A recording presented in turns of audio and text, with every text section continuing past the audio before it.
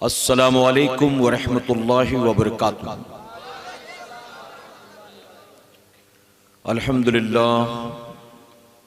अल्हम्दुलिल्लाहि रब्बिल आलमीन वल आक़िबतु लिल मुत्तक़ीन वस्सलातु वस्सलामु अला सय्यदिल अंबिया वल मुरसलीन अम्मा बाद फ़ौज़ु बिल्लाहि मिनश शैतानिर रजीम बिस्मिल्लाहिर रहमानिर रहीम। या अय्युहल्लज़ीना आमनुत्तक़ुल्लाह वकूनू मअस सादिक़ीन। सदक़ल्लाहु मौलाना अलीउल अज़ीम।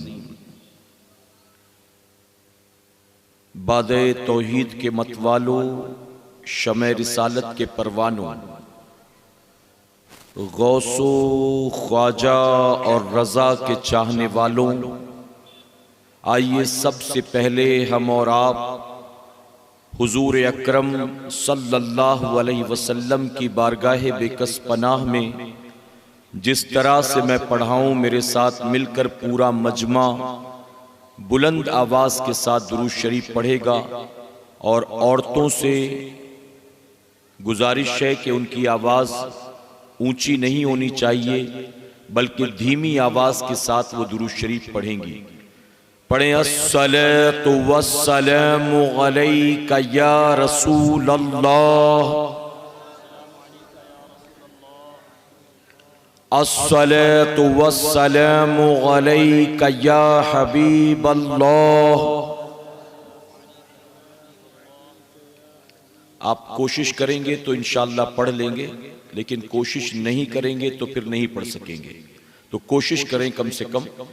अस्सलातु वस्सलामु अलैका या नूर अल्लाह व अला आलिका व अस्हाबिका या हबीब अल्लाह सल्लल्लाहु ताला अलैका वसल्लम। रब्बे काबा की बारगाह में दुआ है, मौला अपने हबीब साहिब लौलाक सल्लल्लाहु ताला अलैहि वसल्लम के सदक़ो तुफ़ैल हम तमाम हाज़रीन और सामीन को तू माहे रजब की बरकतों से भरपूर माला माल फरमा। मौला हमें खैर वाफियत के साथ माहे शाबान व माहे रमज़ानुल मुबारक नसीब फरमा। मेरे करीम, तूने बिन मांगे हमें शबे मेराज दी, हम तुझसे मांगते हैं हमें शबे बरात और शबे कद्र भी अता फरमा।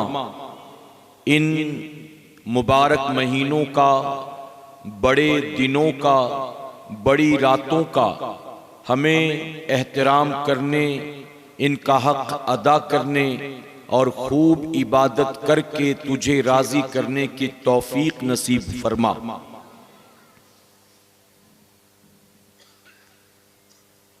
छोड़ के आपका दामन रहमत आका हमसे भूल हुई, छोड़ के आपका दामन रहमत आका हमसे भूल हुई।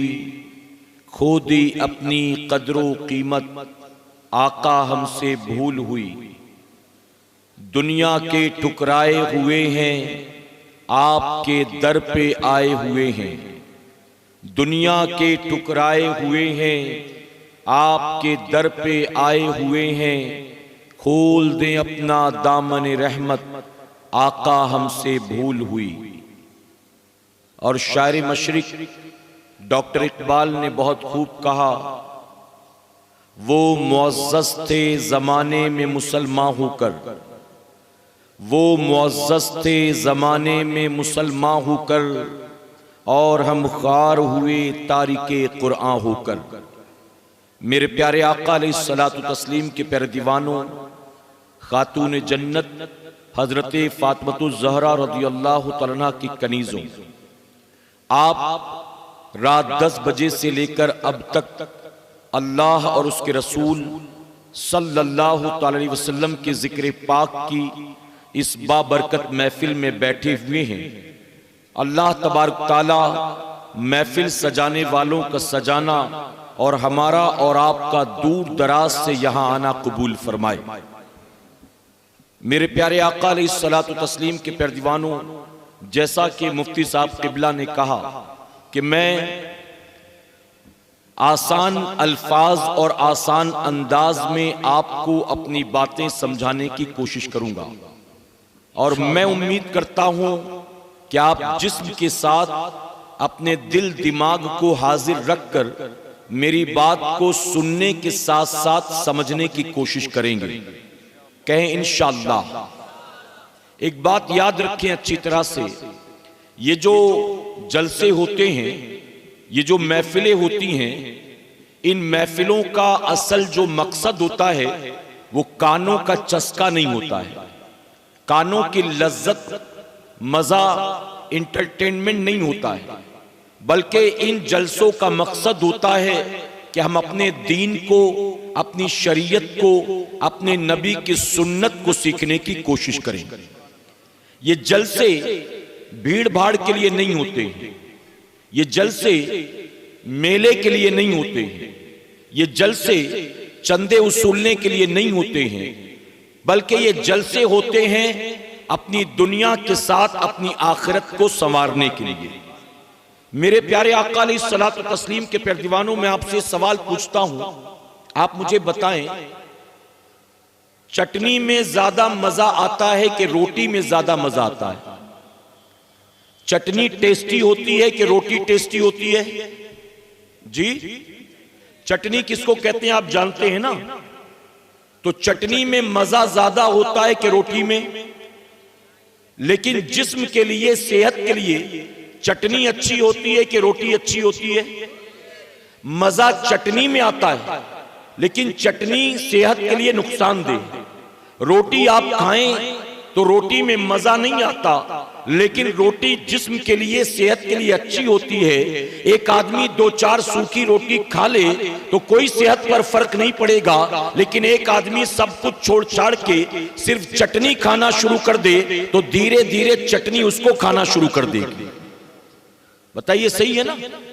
तो ये महफिलें चुटकुलों के लिए नहीं, ये महफिलें तफरीह के लिए नहीं, ये महफिलें मजाक को मस्ती और हंसने हंसाने के लिए नहीं, बल्कि ये महफिलें कुरान और सुन्नत को सीखने के लिए हैं। ये महफिलें अल्लाह रसूल को राजी करने के लिए हैं। ये महफिलें अपनी दुनिया और आखिरत को संवारने के लिए। आप देखें, मैं आपसे सवाल पूछता हूं, ये जो इस वक्त जलसा हो रहा है, ये बताइए, आप इसको बाहर से लेकर अंदर तक देखें, ग्राउंड से लेकर स्टेज तक देखें, तो आपको पता चलेगा कि ये 200-400 रुपए का काम नहीं, इस काम में लाखों रुपए लगे। गलत तो नहीं कह रहा हूं? और ये लाखों रुपए जो खर्च हुए हैं, ये भी किसी एक आदमी के नहीं है, बल्कि लाखों रुपए भी सैकड़ों लोगों ने जमा किया होगा। किसी ने 500, किसी ने 1100, किसी ने 2000, किसी ने 5000, तो थोड़ा थोड़ा करके ये लाखों जमा हुए। अब वो लाखों रुपए जो हमने कौम से जमा किया, हमने जलसा किया, उस पैसे को जमा करके अब सरकार मदीना के परदीवानों, ये कौम का लाखों रुपया, आप जरा सोचें, जहां हमारे मुल्क के अंदर 22 मार्च 2021 को अचानक जनता कर्फ्यू हुआ और जनता कर्फ्यू के 2 दिन के बाद 24 मार्च 2021 से लॉकडाउन लगा दिया गया। अब आप सोचें कि लॉकडाउन के बाद से लेकर अब तक, आपको शायद मालूम नहीं होगा, मैं आपको डेटा देता हूं कि सिर्फ और सिर्फ लॉकडाउन में हमारे मुल्क में तकरीबन 17 करोड़ लोग ऐसे हैं जो बेरोजगार हो गए। 17 करोड़ लोग बेरोजगार हुए। आज भी कई ऐसे लोग हैं जिनके पास मकान का किराया देने के लिए पैसा नहीं। आज भी कई ऐसे लोग हैं जिनके पास बिजली का बिल भरने के लिए पैसा नहीं। आज भी कई ऐसे लोग हैं जिनको रोजाना स्कूल से फोन आता है और उन्होंने अब तक अपने बच्चों के स्कूल की फीस नहीं भरी है। लॉकडाउन में शायद आपके गांव देहात में मामलात अच्छे रहे हों, मस्जिदें भी खुली रही हों, आपने तरावीह भी पढ़ा हो, आपने ईद बकरा ईद की नमाज भी पढ़ी हो, लेकिन हम जिस शहर से ताल्लुक रखते हैं उस शहर का हाल ये था, तकरीबन 8-9 महीने तक मस्जिद पर ताला था, नमाज पढ़ने के लिए किसी को इजाजत नहीं थी। हमने शबे बारात भी घर में मनाया है, हमने शबे कद्र भी घर में मनाया है, तरावी की नमाज के लिए भी इजाजत नहीं थी। और ऐसे सरकारे मदीना अलैहिस्सलातु व तस्लीम के पैरदीवानों, वो मुसलमान जो गरीब रोजाना कुआं खोदते थे और रोजाना पानी पीते थे, उनका हाल ये था, उनके पास घर में न रमजान शरीफ में सहरी का कोई इंतजाम था, न इफ्तारी का कोई इंतजाम था। आप सोचें कि जब गुर्बत इस हाल में है कि मुसलमान के घर में राशन नहीं है, हमारे घर में बच्चियां माँ बाप की गरीबी की वजह से, जहेज ना दे पाने की वजह से अपने माँ बाप के घर बैठी बूढ़ी हो रही हैं, जिनका हाथ कोई तैयार नहीं है। बाज बच्चे ऐसे हैं कि माँ बाप जिनको पढ़ाने लिखाने की हैसियत तो ताकत नहीं रखते। आप जरा सोचें कि कितने मकान ऐसे होंगे कि बरसात में छप्पर टपकता होगा, घर बनाने की हैसियत नहीं है। ऐसे हालत में जब गरीब मुसलमान दाढ़ी रखकर कभी ट्रैफिक के सिग्नल पर, कभी मस्जिद के दरवाजे पर भीख मांगता नजर आता है, जब मुसलमान औरतें नकाब पहनकर ट्रैफिक के सिग्नल पर, रेलवे स्टेशन पर, हमारे घरों चौक चौराहों पर भीख मांगती नजर आती हैं, जब गरीब बच्चियां माँ बाप की गुर्बत की वजह से अपने घर में बैठी बूढ़ी हो रही हैं, ऐसे में जब उम्मते मुस्लिमा परेशानी मुसीबत से गुर्बत से दो चार है, हम कौम का लाखों रुपया जमा करते हैं और एक रात का जलसा करते हैं। मैं आपसे पूछता हूं,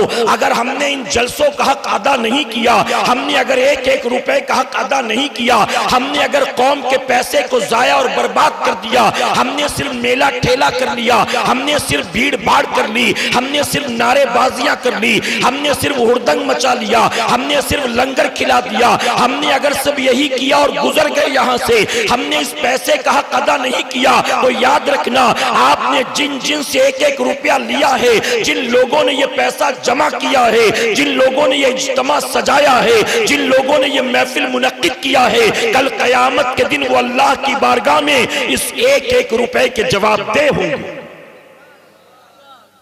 मैं उलमा की मौजूदगी में कहता हूं जिम्मेदारी के साथ, यहां इस वक्त मर्द औरत मिलाकर कम से कम 500 लोग तो होंगे ही ना। मर्द औरत मिलाकर नीचे ऊपर अंदर बाहर 500 तो होंगे। अगर 1 घंटे की तकरीर मैं करूं और 1 घंटे की तकरीर में मैं अपनी कौम को, मैं नौजवानों को, मैं औरतों को, मैं बूढ़ों को, मैं बच्चों को कुछ ना दे सकूं, तो मैंने अपनी जिंदगी का 1 घंटे का वक्त बर्बाद नहीं किया। मैंने सिर्फ अपना समय जाया नहीं किया, बल्कि 500 लोग जो जमा हुए थे, मैंने सबके 1-1 घंटे जिंदगी के बर्बाद किए और इस तरह से वो 500 घंटे का समय मैंने बर्बाद कर दिया और कल कयामत में मुझे उस वक्त का भी जवाब देना पड़ेगा। आज जवान बेटा बाप की बात सुनने को तैयार नहीं, छोटा भाई बड़े भाई की बात सुनने को तैयार नहीं। आज शागिर्द उस्ताद की, अपने टीचर की बात सुनने को तैयार नहीं। आज बीवी अपने शौहर की बात सुनने को तैयार नहीं। ऐसे में आप तमाम जो एक दूसरे की बात सुनने को तैयार नहीं, हमारी बातें सुनने के लिए अपने घर से निकलकर किराया भाड़ा खर्च करके, अपनी नींद को कुर्बान करके यहाँ आकर बैठते हैं। अब ऐसे में यहाँ अगर आप बैठे और फिर आप हमारी बातें सुनने आए हैं, हम आपको कुछ सुना ना सके, हम आपको कुछ सिखा ना सके, तो बताइए फिर हम कयामत में इसके जवाबदेह होंगे कि नहीं होंगे? मेरे प्यारे आका के पैरदीवानों, अब आइए असल मुद्दे की तरफ चलता हूं।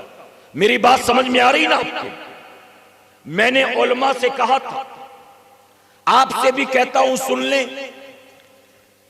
मैं हिंदुस्तान के मुख्तलिफ इलाकों में जाता हूं, कहीं पर लोग कहते हैं कि हमारा ये 25वां जलसा है, कहीं कहते हैं हमारा ये 35वां जलसा है। आपके गांव का तो ये तीसरा ही जलसा है ना। लोग कहते हमारा 25वां, 40वां, 38वां हमारे दादा ने शुरू किया था, उसके बाद अब्बा करते रहे, अब्बा के बाद अब 6-7 साल से मैं कर रहा हूं और हमारे ये नौजवान साथी कर रहे हैं। और फिर वो उलमा के नाम गिनाते हैं, फला साहब भी हमारे गांव में आ चुके, फला भी आ चुके, फला भी आ चुके। इस तरह से लंबी चौड़ी लिस्ट गिनाते हैं और गिनाने के बाद जानते हो, जब मैं कमेटी वालों का चेहरा देखता हूं, कमेटी वालों की जबान देखता हूं, कमेटी वालों का लिबास देखता हूं, कमेटी वालों का चलना फिरना देखता हूं, कमेटी वालों का उठना बैठना देखता हूं, अरे कमेटी वालों का एक दूसरे से बातचीत करता देखता हूं, तो मैं उससे कहता हूं, ऐ मेरी कौम के जवान बता तो सही, तूने मुझे डराने के लिए, मुझे इंप्रेस करने के लिए तूने ये बता तो दिया कि ये तेरे गांव का 38वां जलसा है, लेकिन मैं तुझसे पूछता हूं, तेरे गांव के जलसे में मैं तो पहली बार आया हूं, तेरे बाप दादा ने शुरू किया, 8 साल से तू कर रहा है, 38 साल हो गए तेरे गांव में जलसा हो रहा है, और जो जलसा करने वाले हैं उनके चेहरे पर अब तक नबी की सुन्नत नजर नहीं आ रही। जलसा करने वालों के बदन पर हुजूर की सुन्नत का लिबास नजर नहीं आ रहा। जलसा करने वाले मुझे न मगरिब में नजर आए मस्जिद में, न असर में नजर आए, न ईशा में नजर आए। तो मैं पूछता हूं, ये जलसा कर क्यों रहे हो? क्यों? क्या मकसद है जलसे का? अपनी वाहवाही, कि दुनिया कहे फला गांव का जलसा बड़ा शानदार होता है, फला गांव वाले जलसे में बहुत खर्चा करते, यही चाहते हो? अगर जलसा करते हो नाम नमूद के लिए, अपनी तारीफ के लिए, अपनी वाहवाही के लिए, सुन लो, तुम्हारी नीयत अगर ये है, अल्लाह तुमको दुनिया में ये सब देगा, लेकिन आखिरत में तुम्हें कुछ मिलने वाला नहीं। हदीस मुबारका में आता है, एक बंदा जिसने जमीन पर अपनी गर्दन को कटाया होगा, बुखारी शरीफ की हदीस मुबारका है, हुजूर अकरम सल्लल्लाहु अलैहि वसल्लम फरमाते हैं, अल्लाह फरमाएगा कयामत के दिन, फरिश्तों इसको ले जाओ जहन्नम में डाल दो, इसको दोजख में डालो। वो कहेगा, मौला मैंने जमीन पर तेरे नाम पर सर कटाया था, मैं शहीद हुआ था, मुझे जहन्नम।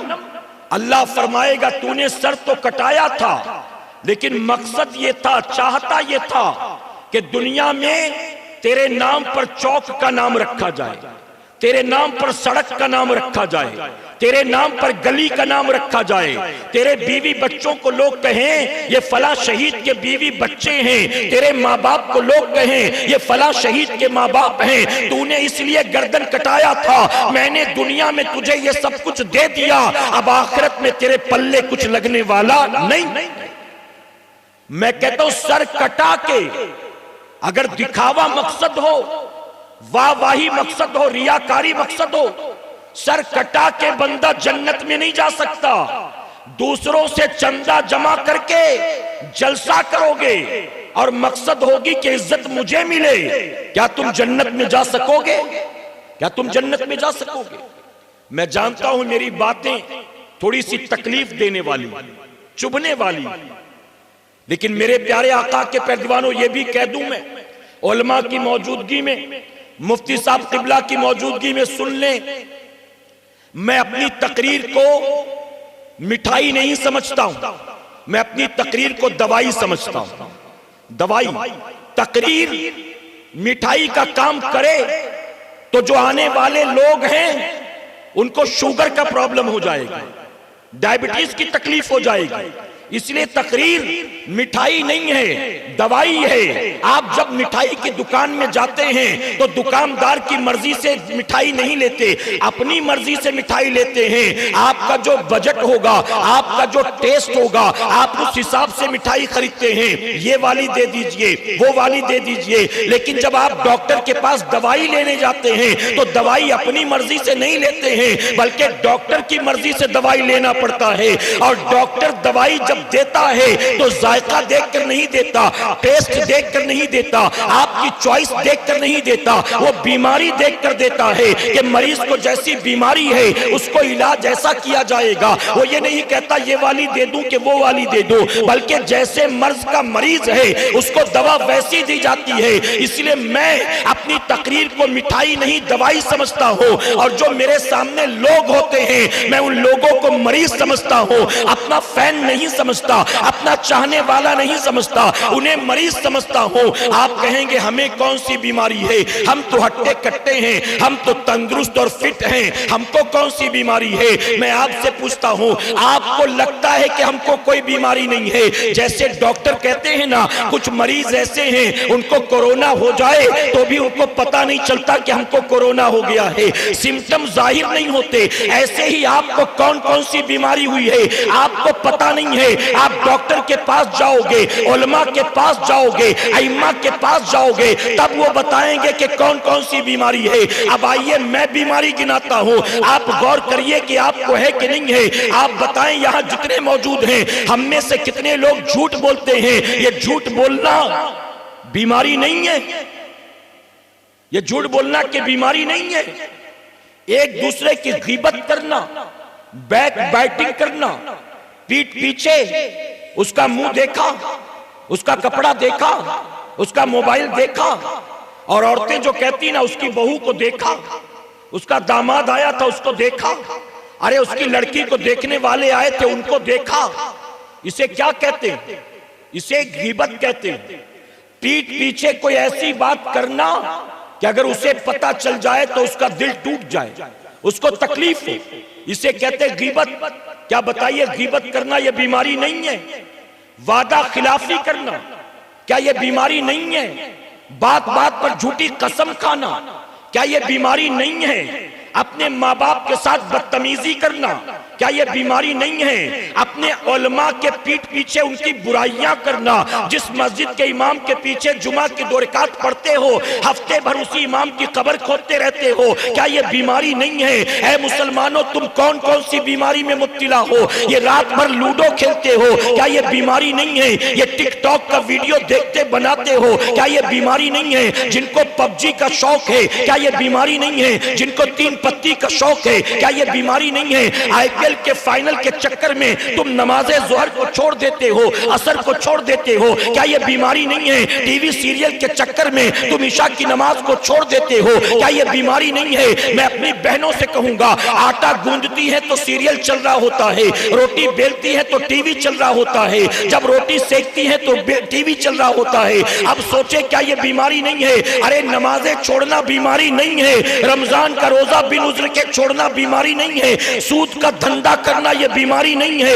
हराम खाना क्या यह बीमारी नहीं है, जिना करना क्या यह बीमारी नहीं है, जुआ खेलना क्या यह बीमारी नहीं है, ताश के पत्ते फेंकना क्या यह बीमारी नहीं है, शराब के प्याले चटकाना क्या यह बीमारी नहीं है, शराब जैसी हराम चीज को अपने हलक के नीचे मुसलमान होकर भी उतारना क्या यह बीमारी नहीं है? मैं कौन कौन सी बीमारियां तुम्हें गिनाऊं? ऐ सरकारे मदीना के फर्जमानो, मैं उलमा की मौजूदगी में जिम्मेदारी के साथ कहूंगा, मिंबरे रसूल पर मौजूद हूं। ये एक जिम्मेदार मिंबर है जहां हमारी जमात के इस वक्त मुफ्ती इकराम और बड़े बड़े उलमा इकराम मौजूद हैं। मैं जिम्मेदारी के साथ कहता हूं, अगर तारीख उठाकर देखो, अगर कुरान उठाकर देखो तो पता चलेगा जिन गुनाहों की वजह से अल्लाह ने पूरी की पूरी कौम पर अपना अज़ाब नाजिल कर दिया है, आज वो गुनाह और बीमारियां हम मुसलमानों में बिल्कुल आम हो चुकी।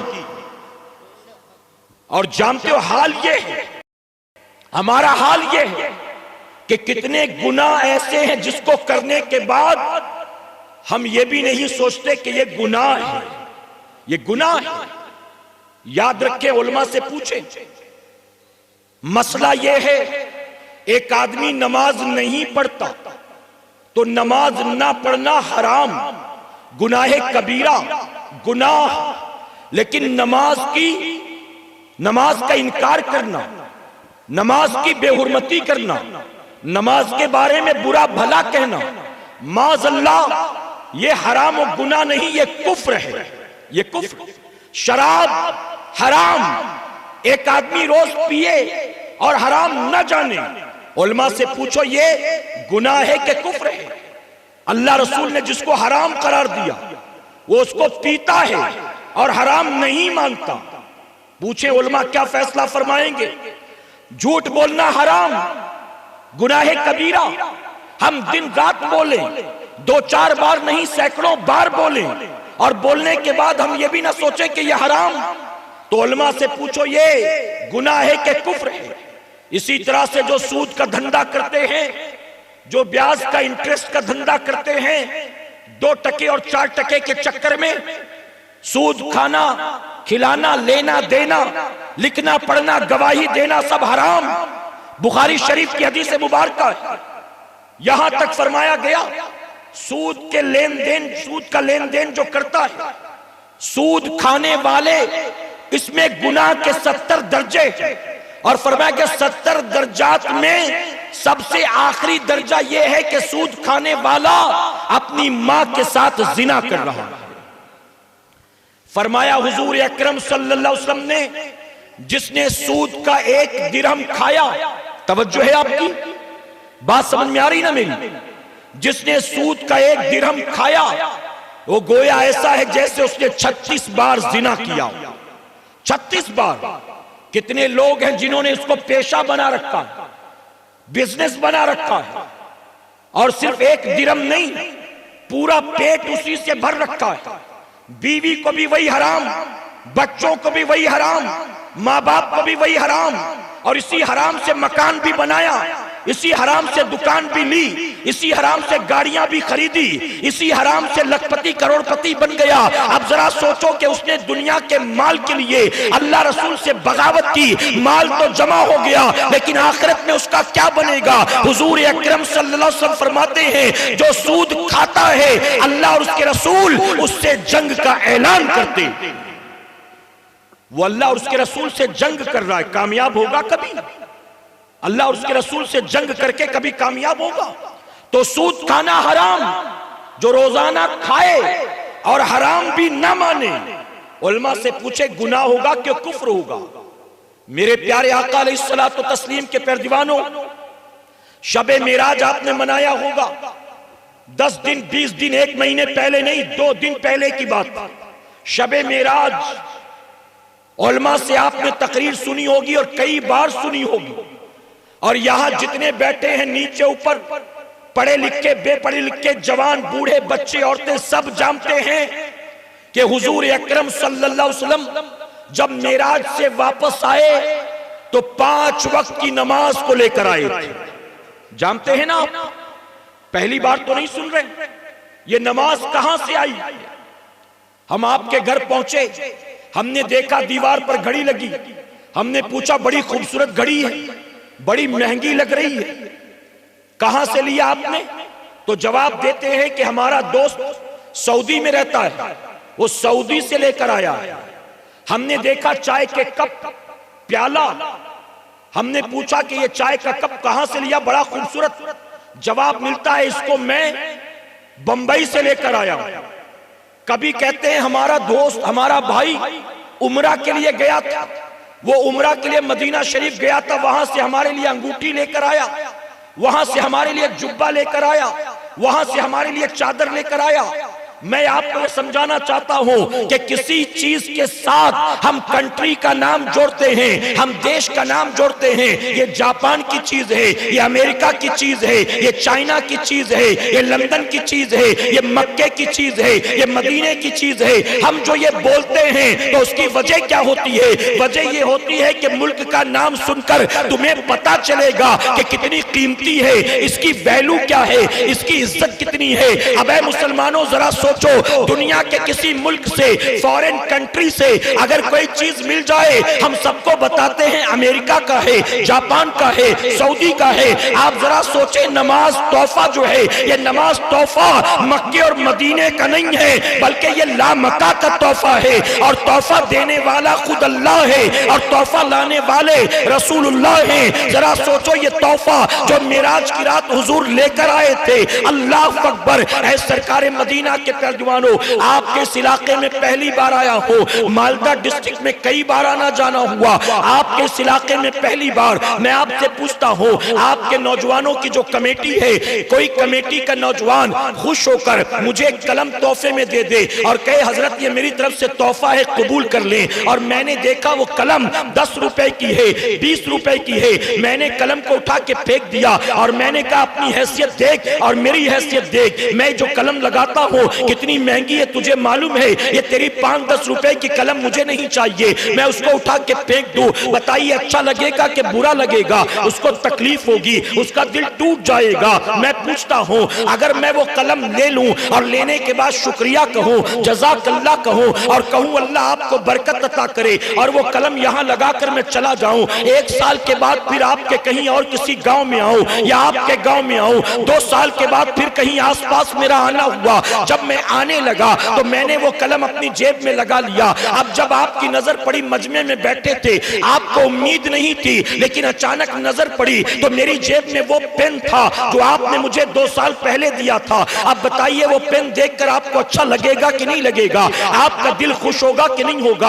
आप फौरन दोस्तों से कहेंगे हजरत ने वो जो पेन लगाया है ना, मौलाना ने जो पेन लगाया है ना, 2 साल हमारे गांव पहले 2 साल पहले हमारे गांव में आए थे, मैंने तोहफे में दिया था हजरत को। ऐ मुसलमानों, अगर हमारे जैसा कोई आम आदमी एक दूसरे को तोहफा दे और तोहफा ठुकरा दे तो दिल टूट जाता है, और तोहफा कबूल कर ले तो चेहरा खिल जाता है, दिल बाग बाग हो जाता है। जरा सोचे वो जो मेराज की रात मेरे नबी अल्लाह की तरफ से लामकान से तोहफा लेकर आए थे, वो तोहफा सिद्दीक अकबर को मिला, सिद्दीक अकबर ने सर पर रख लिया। जब उमर फारूक आजम को मिला, उमर फारूक आजम ने पेशानी से लगा लिया। जब उस्मान गनी तक पहुंचा, उस्मान गनी ने आंखों से चूम लिया। जब मौला अली तक पहुंचा, मौला अली ने होठों से लगा लिया। जब ये तोहफा इमाम हुसैन तक पहुंचा, इमाम हुसैन ने तोहफे को सीने से लगाया। यजीद तोहफा छीनना चाहता था, यजीद बेहुरमती करना चाहता था, यजीद इसकी अजमत को घटाना चाहता था। इमाम हुसैन ने कहा ये लामका का लाया तोहफा, अगर सब कुछ लुटाना पड़े तो लुटा दूंगा, इस तोहफे को बर्बाद नहीं होने दूंगा, इस तोहफे को जाया नहीं होने दूंगा। करबला के मैदान में इसी तोहफे की हिफाजत के लिए 6 माह के नन्हे अली असगर को लेकर आ गए, नौजवान अली अकबर को लेकर आ गए, मोहम्मद और कासिम को लेकर आ गए, और मोहम्मद को लेकर आ गए, अपने भाई अब्बास अलंबरदार को लेकर आ गए, नन्ही सकीना को लेकर आ गए, अपनी बहन हजरत ज़ैनब को लेकर आ गए, पूरा कुनबा लेकर आ गए मैदान करबला में। यजीद तो ये तोहफा हमसे छीनना चाहता है, तो इसकी अजमतों को घटाना चाहता है, और इस तोहफे की खातिर हम सब कुछ लुटाने को तैयार है। इमाम हुसैन ने करबला में इसी तोहफे के लिए अपनी गर्दन को कटाया है। यह तोहफा इमाम हुसैन से इमाम ज़ैनुल आबिदीन तक पहुंचा। इमाम ज़ैनुल आबिदीन ने जिंदगी भर तोहफे को सीने से लगाए रखा। इमाम सैयद मोहम्मद बाकर तक पहुंचा, इमाम बाकर ने जिंदगी भर सीने से लगाए रखा।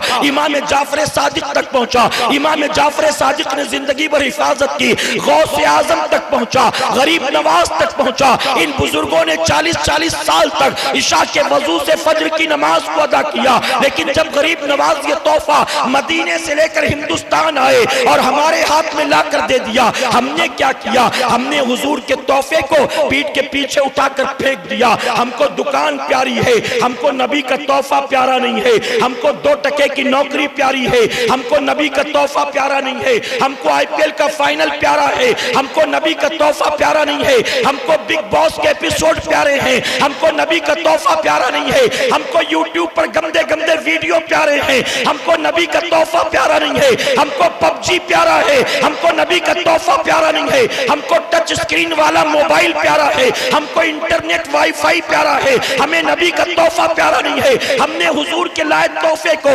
उठाकर पीठ के पीछे फेंक दिया। अरे हम जैसे आम इंसान के तोहफे को अगर टुकरा दो तो दिल टूट जाता है, तुमने अल्लाह रसूल के दिए तोहफे को उठा के पीठ के पीछे फेंका है। क्या बताओ कभी कामयाबी हासिल कर सकोगे? कभी इज्जत हासिल कर सकोगे? कभी दुनिया में बरकत हासिल कर सकोगे? ऐ मुसलमानों, कल की तारीख उठाकर देखो, मेरे गरीब नवाज हिंदुस्तान में अकेले आए थे, कोई फौज, कोई लश्कर, कोई असलहा, कोई हथियार, कुछ भी नहीं, नथिंग।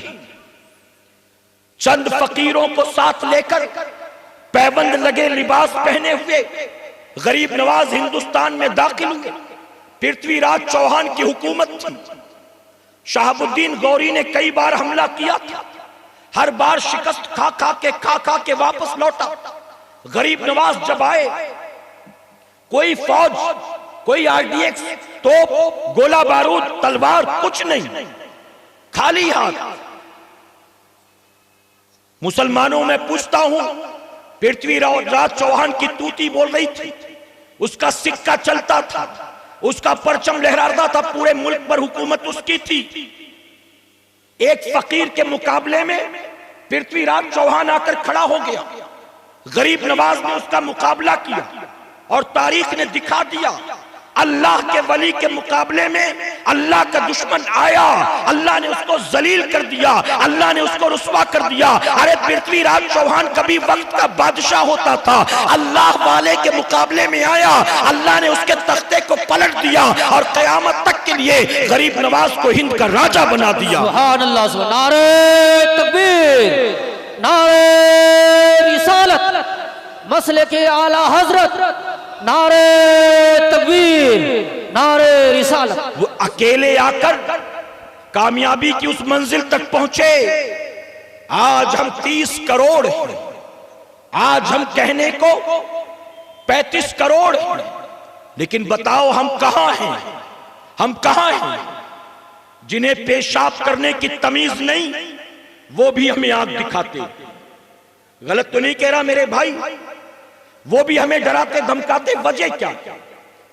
वजह सिर्फ और सिर्फ ये है, गरीब नवाज का रिश्ता कुरान और हदीस से मजबूत था।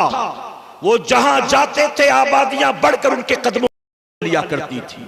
और आज हम करोड़ों की तादाद में होकर भी अगर जलीलो ख्वार होते हैं तो वजह क्या है? आप सोशल मीडिया पर देख लें, आप अखबार उठाकर देख लें, आप main stream media news channel पर देख लें। आज जिसको लाइमलाइट में आना होता है, आज जिसको दुनिया में हीरो बनना होता है, कुछ और नहीं तो मुसलमान को गाली देना शुरू कर देता है। इस्लाम को गाली दो, हीरो बन जाओगे। पैगंबर इस्लाम को गाली दो, हीरो बन जाओगे। यही वजह है कि चंद दिनों पहले आपने देखा हिंदुस्तान की सरजमीन पर एक गैर हलाली इंसान खड़ा हुआ जिसका नाम वसीम रिजवी है, और उसने माज़अल्लाह मेरे प्यारे आका के परदीवानों कुरान शरीफ की 26 आयत के खिलाफ अपनी जबान को दराज किया और सुप्रीम कोर्ट के अंदर जाकर उसने मुकदमा दायर किया और कहा कुरान से 26 आयत को निकाल दो। मैं कहता हूं मुसलमानों, तुम्हें डरने की कोई जरूरत नहीं है, तुम्हें घबराने की कोई जरूरत नहीं है। ये पहला वक्त का दज्जाल नहीं है, बल्कि ऐसे कितने दज्जाल आए और चले गए, ऐसे आते जाते रहेंगे। कुरान की हिफाजत का जिम्मा हमारा और आपका है ही नहीं, हमारी जिम्मेदारी होती। हम कहते अब क्या करेंगे, अब क्या करेंगे, अब क्या करेंगे? अरे कुरान जिसने नाजिल किया है उस अल्लाह ने हिफाजत का जिम्मा लिया है। जैसे जनाबे अब्दुल मुत्तलिब ने अबरहा के मुकाबले में कहा था, अपने ऊंटों को बचाना मेरा काम है, अपने घर खाने काबा को बचाना ये अल्लाह का काम है। मैं इसका टेंशन नहीं लेता, मैं इसकी परवाह नहीं करता। अल्लाह काफी है अपने घर की हिफाजत के लिए।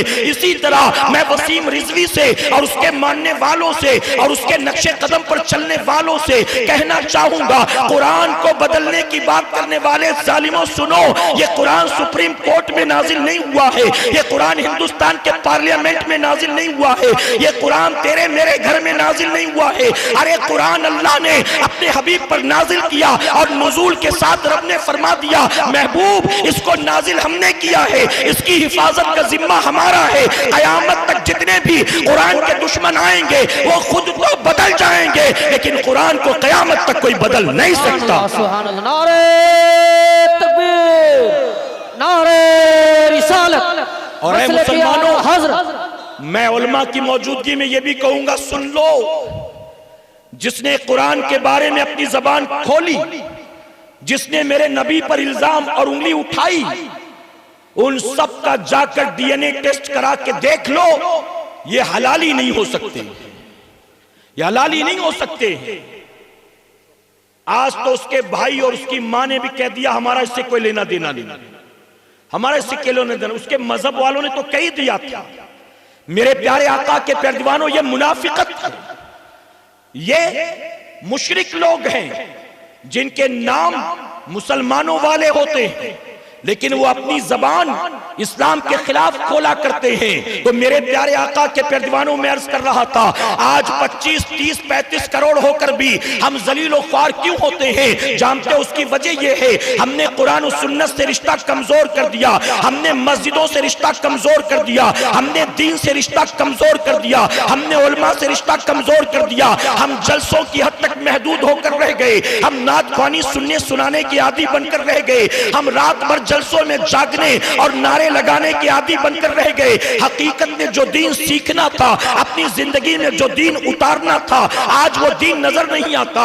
मैं यहाँ आया तो मैंने पूछा इस गांव में मुसलमान कितने हैं? जवाब मिला पूरी बस्ती मुसलमानों की है। मैं पूछता हूँ पूरी की पूरी बस्ती मुसलमानों की है, फिर चेहरे मुसलमानों जैसे नजर क्यों नहीं आते? फिर लिबास मुसलमानों जैसा नजर क्यों नहीं आता? फिर गलियां मुसलमानों जैसी नजर क्यों नहीं आती? फिर दुकानें मुसलमानों जैसी नजर क्यों नहीं आती? ये छोटे छोटे बच्चे जो खेलते हैं, ये क्यों नहीं नजर आते कि ये मुसलमानों के बच्चे हैं? ये औरतें जो बेपर्दा घूम रही हैं, ये नजर क्यों नहीं आती कि मुसलमानों की औरतें हैं? हम मुसलमान तो हैं, किस बात के मुसलमान हैं? हमारी जिंदगी से क्या इस्लाम नजर आता है? हमारे चेहरे से क्या इस्लाम नजर आता है? हमारी जबान से क्या इस्लाम नजर आता है? हमारे अखलाक से क्या इस्लाम नजर आता है? हमारे किरदार से क्या इस्लाम नजर आता है? हमारी सुबह भी गैर इस्लामी हो चुकी है, हमारी शामें भी गैर इस्लामी हो चुकी है, हमारी रातें भी गैर इस्लामी हो चुकी है। हम ये समझते हैं हम अमेरिका के पीछे चलेंगे तो कामयाब हो जाएंगे, हम लंदन को फॉलो करेंगे तो कामयाब हो जाएंगे,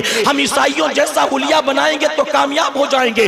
अपनी अक्ल से सोचते हैं तो लगता है अमेरिका जापान के पीछे पीछे चलो कामयाब हो गए। अल्लाह ने फरमाया अमेरिका के पीछे चलकर कामयाब नहीं हो सकते।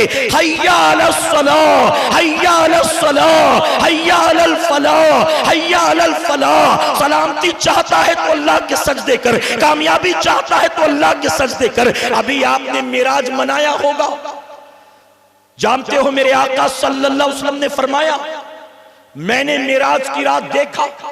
बहुत तवज्जो से आप भी सुने, हमारी माए बहनें भी सुने।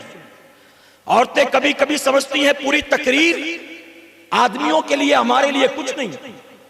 नहीं सुनो, हुजूर अकरम सल्लल्लाहु अलैहि वसल्लम फरमाते हैं मैंने मिराज की रात देखा, एक चटियल मैदान, ओपन ग्राउंड है, उस ग्राउंड में बहुत सारे मर्द औरतों को लिटाया गया, लेटे हैं वो चित पड़े, उनके सिरहाने फरिश्ते बड़े बड़े पत्थर लेकर खड़े हैं सर के पास।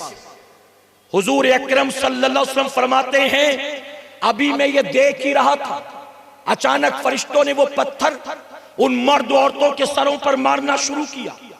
फरमाते हैं सर पर पत्थर पड़ा, सर फट गया, चीख निकली, खून का फव्वारा निकला, हाथ पैर पटका, तड़पे, रूह निकल गई। हम इमेजिन नहीं कर सकते, हम तसव्वुर नहीं कर सकते। क्यों जानते हो? जब सहाबा सुनते थे नबी की जबान से तो आंखें तर हो जाती थी। क्यों? क्योंकि बयान करने वाले नबी की आंखें भी सावन भादो बन जाती थी। लेकिन आज गुनाह कर करके दिल इतने सख्त हो गए, इतने सख्त हो गए कि कब्र के अजाब के बारे में बोला जाए फिर भी मुस्कुरा रहे होते, जहन्नम की आग का तस्करा हो हंस रहे होते हैं, दांत दिखा रहे होते, सेहत पर कोई फर्क ही नहीं पड़ता। गुनाह कर करके दिल इतने सख्त हो गए, यूं लगता है मौत ही नहीं आएगी, यूं लगता है कब्र में जाना ही नहीं है। ये किसी और की बात हो रही, मेरी बात नहीं हो रही। बहुत बड़ी गफलत के शिकार हो मुसलमानों, बहुत बड़ी गलतफहमी है तुम्हें। हुजूर फरमाते हैं हर मर्द औरत को पत्थर मारा गया, सर फटा, रूह निकली, पत्थर लुढ़क कर एक तरफ चला गया। फरिश्तों ने दोबारा पत्थर को उठाया, उनके सर को फिर पहले की तरह कंप्लीट किया गया, बनाया गया। फरिश्ते दोबारा आए और उनके सर पर पत्थर फिर दूसरी बार मारा। फरमाते एक एक औरत, एक एक आदमी को कई कई बार पत्थर से मारा जा रहा। सर फटते थे, वो रोते थे, वो तड़पते थे, उनको उनकी रूह निकलती थी। हुजूर अकरम सल्लल्लाहु अलैहि वसल्लम ने फरमाया जिब्राइल ये कौन लोग हैं, इन पर ये अजाब क्यों होता है? तो जिब्राइल अलैहिस्सलाम अर्ज करते हैं या रसूल अल्लाह सल्लल्लाहु अलैहि वसल्लम, ये आपकी उम्मत के वो मर्द हैं, वो औरतें हैं जिनको तकियों से प्यार था, अल्लाह के सजदों से प्यार नहीं था, जिनको अपने बिस्तरों से प्यार था, अल्लाह के सजदों से प्यार नहीं था। इनको नींद तो अच्छी लगती थी, अल्लाह का सजदा अच्छा नहीं लगता था। जब फज्र की अजान होती थी, ये अपने बिस्तर पर मीठी नींद में सोए पड़े रहते थे। हय्या अलस सलाह सुनकर ये करवट बदल लेते थे। अस्सलातु खैरुम मिनन नौम सुनकर ये चादर को तान लेते थे। ये अपने बिस्तर पर पड़े रहते, सोते थे, लेकिन ये अल्लाह का सजदा करने नहीं जाते थे। ये फज्र की नमाज कज़ा करते थे, इसलिए क़यामत तक इनको अब यही अजाब दिया जाएगा। ऐ मेरी कौम के जवानों, ऐ मेरी कौम की बच्चियों, मैं तुमसे पूछता हूँ, एक फज्र की नमाज अगर छोड़ा जाए तो ये अजाब होता है। जो ज़ोहर भी नहीं पढ़ता उसका क्या होगा, जो असर भी नहीं पढ़ता उसका क्या होगा, जो मगरिब और इशा भी नहीं पढ़ता उसका क्या होगा। जानते हो मेरे नबी ने क्या फरमाया? फरमाते हैं जो एक वक्त की नमाज को जानबूझकर कज़ा करता है, उसका नाम एक बार जहन्नम के दरवाजे पे लिख दिया जाता है। और हुजूर फरमाते हैं जिसका नाम एक बार जहन्नम के दरवाजे पर लिखा गया, उसको उसके बदले में मुफस्सिरीन फरमाते हैं 80,000 साल तक जहन्नम में जलना होगा। एक नमाज छोड़ोगे 80,000 साल तक जहन्नम में जलाए जाओगे। अब जरा कैलकुलेशन कर लो मोबाइल के कैलकुलेटर में, रोजाना 5 छोड़े बैठा है, 80,000 इंटू 5 कितना होता है? हफ्ते भर की छोड़ा है कितना होता है? महीने भर नहीं पढ़ता है कितना होता है? अब जरा सोचो, नमाज नहीं पढ़ते हो, कितने लाखों करोड़ साल के लिए जहन्नम की आग में जलाए जाओगे। मैं हाथ जोड़कर कहता हूं मेरी कौम के जवानों, ये नरम नाजुक बदन गर्मी बढ़ जाए तो बर्दाश्त नहीं कर पाते हो, सर्दी ज्यादा हो तो बर्दाश्त नहीं कर पाते हो, अगर बारिश कम या ज्यादा हो जाए तो बर्दाश्त नहीं कर पाते हो। बाज लोग कहते हैं मार्च में इतनी गर्मी है, अप्रैल मई में पता नहीं क्या होगा। अरे ये नाजुक बदन जो दुनिया की थोड़ी थोड़ी तकलीफें बर्दाश्त न कर सके, एक बाल टूट जाए तो तड़प उठते हो, कान में चींटी चली जाए तो तड़प उठते हो, आपकी पलकों का बाल आपकी आंख में चला जाए तो तड़प उठते हो, अगर नाखून काट रहे थे और थोड़ा सा नाखून ज्यादा कट जाए तो तड़प उठते हो। औरत अगर बाल में कंघी कर रही थी और बाल उलझ जाए कंघे में तो चीख निकल जाती है। ये जमीन की छोटी छोटी तकलीफें जो बर्दाश्त नहीं कर पाते हो, जब कब्र में तुम पर अजाब होगा, जब कब्र में आग जलाई जाएगी, जब कब्र में तुमको कोड़े लगाए जाएंगे, जब कब्र को सांप बिच्छू से भर दिया जाएगा, जब कब्र में जहन्नम का गड्ढा बना दिया जाएगा, बताओ कैसे बर्दाश्त करोगे, कैसे बर्दाश्त करोगे। जानते हो बास पैसे वाले ऐसे हैं, आपके यहां तो नहीं, मैं शहरों में कहता हूं, बाज ऐसे हैं जो इतने नाजुक मिजाज हैं कि बिना एसी के वो रह ही नहीं सकते। घर में रहते हैं वहां एसी, घर से निकला गाड़ी में बैठा वहां एसी, गाड़ी से उतर के ऑफिस में गया वहां एसी, होटल में खाने गया वहां एसी, बीवी बच्चों को घुमाने गया मॉल में वहां एसी। बिना एसी के रह नहीं सकता। हॉल का एसी अलग, बेडरूम का एसी अलग, ड्राइंग रूम का एसी अलग, हर जगह जिसने एसी लगा रखा है और अल्लाह के सजदे नहीं करता। मैं पूछता हूं बता, ये जमीन पर तूने दौलत के चक्कर में एसी जगह जगह पर फिट कर दिया, तेरी कब्र में तेरा अंजाम क्या होगा? कब्र में तेरे पास कोई एसी नहीं होगी, वहां तो सिर्फ एसी की तेसी होने वाली है, वहां तो तेरी हड्डियां चकनाचूर होंगी, वहां तो फरिश्ते तुझे कोड़े लगाएंगे, वहां तो तेरी कब्र को दबाया जाएगा, तेरी पसलियां टूटेंगी, एक दूसरे में धंसेंगी, फिर बता तेरा पुरसाने हाल कौन होगा? ऐ मुसलमानों, आपने कोविड-19 का दौर देखा होगा। 60 साल का बूढ़ा बाप दुनिया से गया कोरोना की वजह से। 4 जवान बेटे थे, एक बेटा भी बाप के जनाजे को कांधा नहीं दे सका है। प्लास्टिक में लपेट कर अस्पताल वाले कब्रिस्तान में लेकर गए, ना जनाजे को कांधा, न चेहरा दिखाया गया, न नमाजे जनाजा पढ़ने की इजाजत, न कब्र में उतारने की इजाजत। ये सब कुछ देखा है आपने। 60 साल का बूढ़ा बाप जमीन पर जिंदा आज भी मौजूद, 22 साल का जवान बेटा दुनिया से चला गया, मरे हुए जवान बेटे का बाप चेहरा देख सका। ये सब हमने देखा, लेकिन फिर भी सुधरने को तैयार नहीं, फिर भी सुधरने को तैयार नहीं। जानते हो अल्लाह तबारक तआला जालिम हुक्मरां कब मुसल्लत करता है? जब कौम अल्लाह रसूल की बगावत पर उतर आती है, तब अल्लाह राह रास्त पर लगाने के लिए जालिम हुक्मरान मुसल्लत कर देता है। इनके जुल्म से पनाह मांगोगे पलटोगे, इनके जुल्म को देखोगे तौबा कर लोगे, इनके जुल्म की बुनियाद अपने रब से सुलह कर लोगे। लेकिन मेरी कौम इतनी बेहिस हो गई, इतनी बेहिस हो गई कि जरा भी होश नहीं। जुल्म पर जुल्म है, ज्यादती पर ज्यादती है, हर चीज बर्दाश्त करते हैं लेकिन सुधरने का नाम नहीं लेते। जानते हो मुसलमानों, एक 22-24 साल का जवान बेटा था, मां का इकलौता बेटा, बाप का साया सर से पहले उठ चुका था। जवान नेक नमाजी बेटा, पूरी पूरी रात मुसल्ले पर इबादत करने वाला बेटा, एक दिन अचानक बीमार हो गया। बुखार कम होने का नाम नहीं ले रहा। एक दिन, 2 दिन, 3 दिन हो गए। आखिर अपनी बूढ़ी मां से कहता है कि अम्मी, लगता है अब बच नहीं पाऊंगा, ये बीमारी मेरी जान लेकर रहेगी, अब बच नहीं सकूंगा। मां रो पड़ी। कहा बेटे, जब तुझे मेरी जरूरत थी मैंने तुझे सहारा दिया, अब मुझे तेरी जरूरत है, तू छोड़कर जा रहा है। बेटा मैं तेरी जुदाई बर्दाश्त नहीं कर सकती, मेरे बुढ़ापे का सहारा तेरे बाद कौन बनेगा। उसने कहा मां, जो जमीन पर आया है उसे एक न एक दिन तो जाना ही है ना। आज मैं जाता हूं, कल तू भी चली जाएगी, कोई बात नहीं। जिस रब ने पैदा किया वही मौत देने पर कादिर है, कुदरत रखता है, इसमें हम और तू क्या कर सकते। मां को सब्र की तलकीन की। उसके बाद जवान बेटा, पबजी वाला नहीं मुसलमानों, सीरियल वाला नहीं, नाचने वाला नहीं, सुनो, नेक नमाजी मुत्तकी परहेजगार बेटा मां से कहता है मेरी मां, जब मैं मर जाऊं ना तो मेरी 3 वसीयत है तेरे लिए, इन 3 बातों पर मेरे मरने के बाद तू अमल करना। मां ने कहा क्या करना है बता।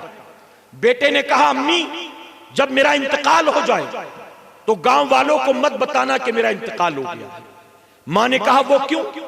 कहता है गांव वाले खुश हो जाएंगे कि एक पापी मारा गया, एक गुनाहगार मारा गया, धरती का बोझ कम हो गया, वो खुश होंगे। मां ने कहा बेटा तू ऐसा तो नहीं है, तू ऐसा तो नहीं जैसा तू कह रहा है। तो बेटा कहता है मां तुझे क्या मालूम मैं कितना बड़ा पापी, मैं कितना बड़ा गुनाहगार, तुझे क्या मालूम।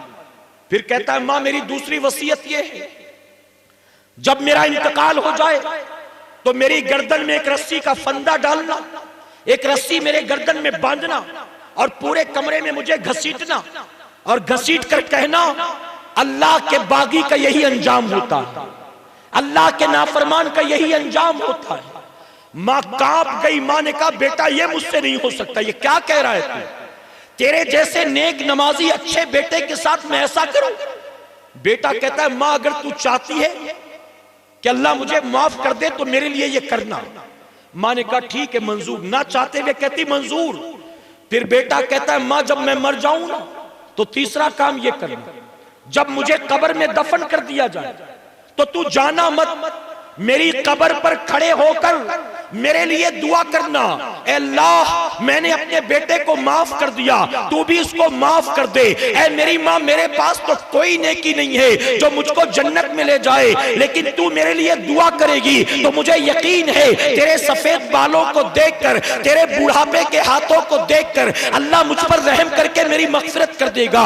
माँ ने कहा ठीक है मैं वादा करती हूँ। माँ ने तीनों बातों का वादा कर लिया। कुछ घंटों के बाद जवान बेटे का इंतकाल हो गया। अब जब मर गया मां ने किसी को बताया नहीं, पहली वसीयत पर अमल कर लिया। अब दूसरी वसीयत पर अमल करने चलती है।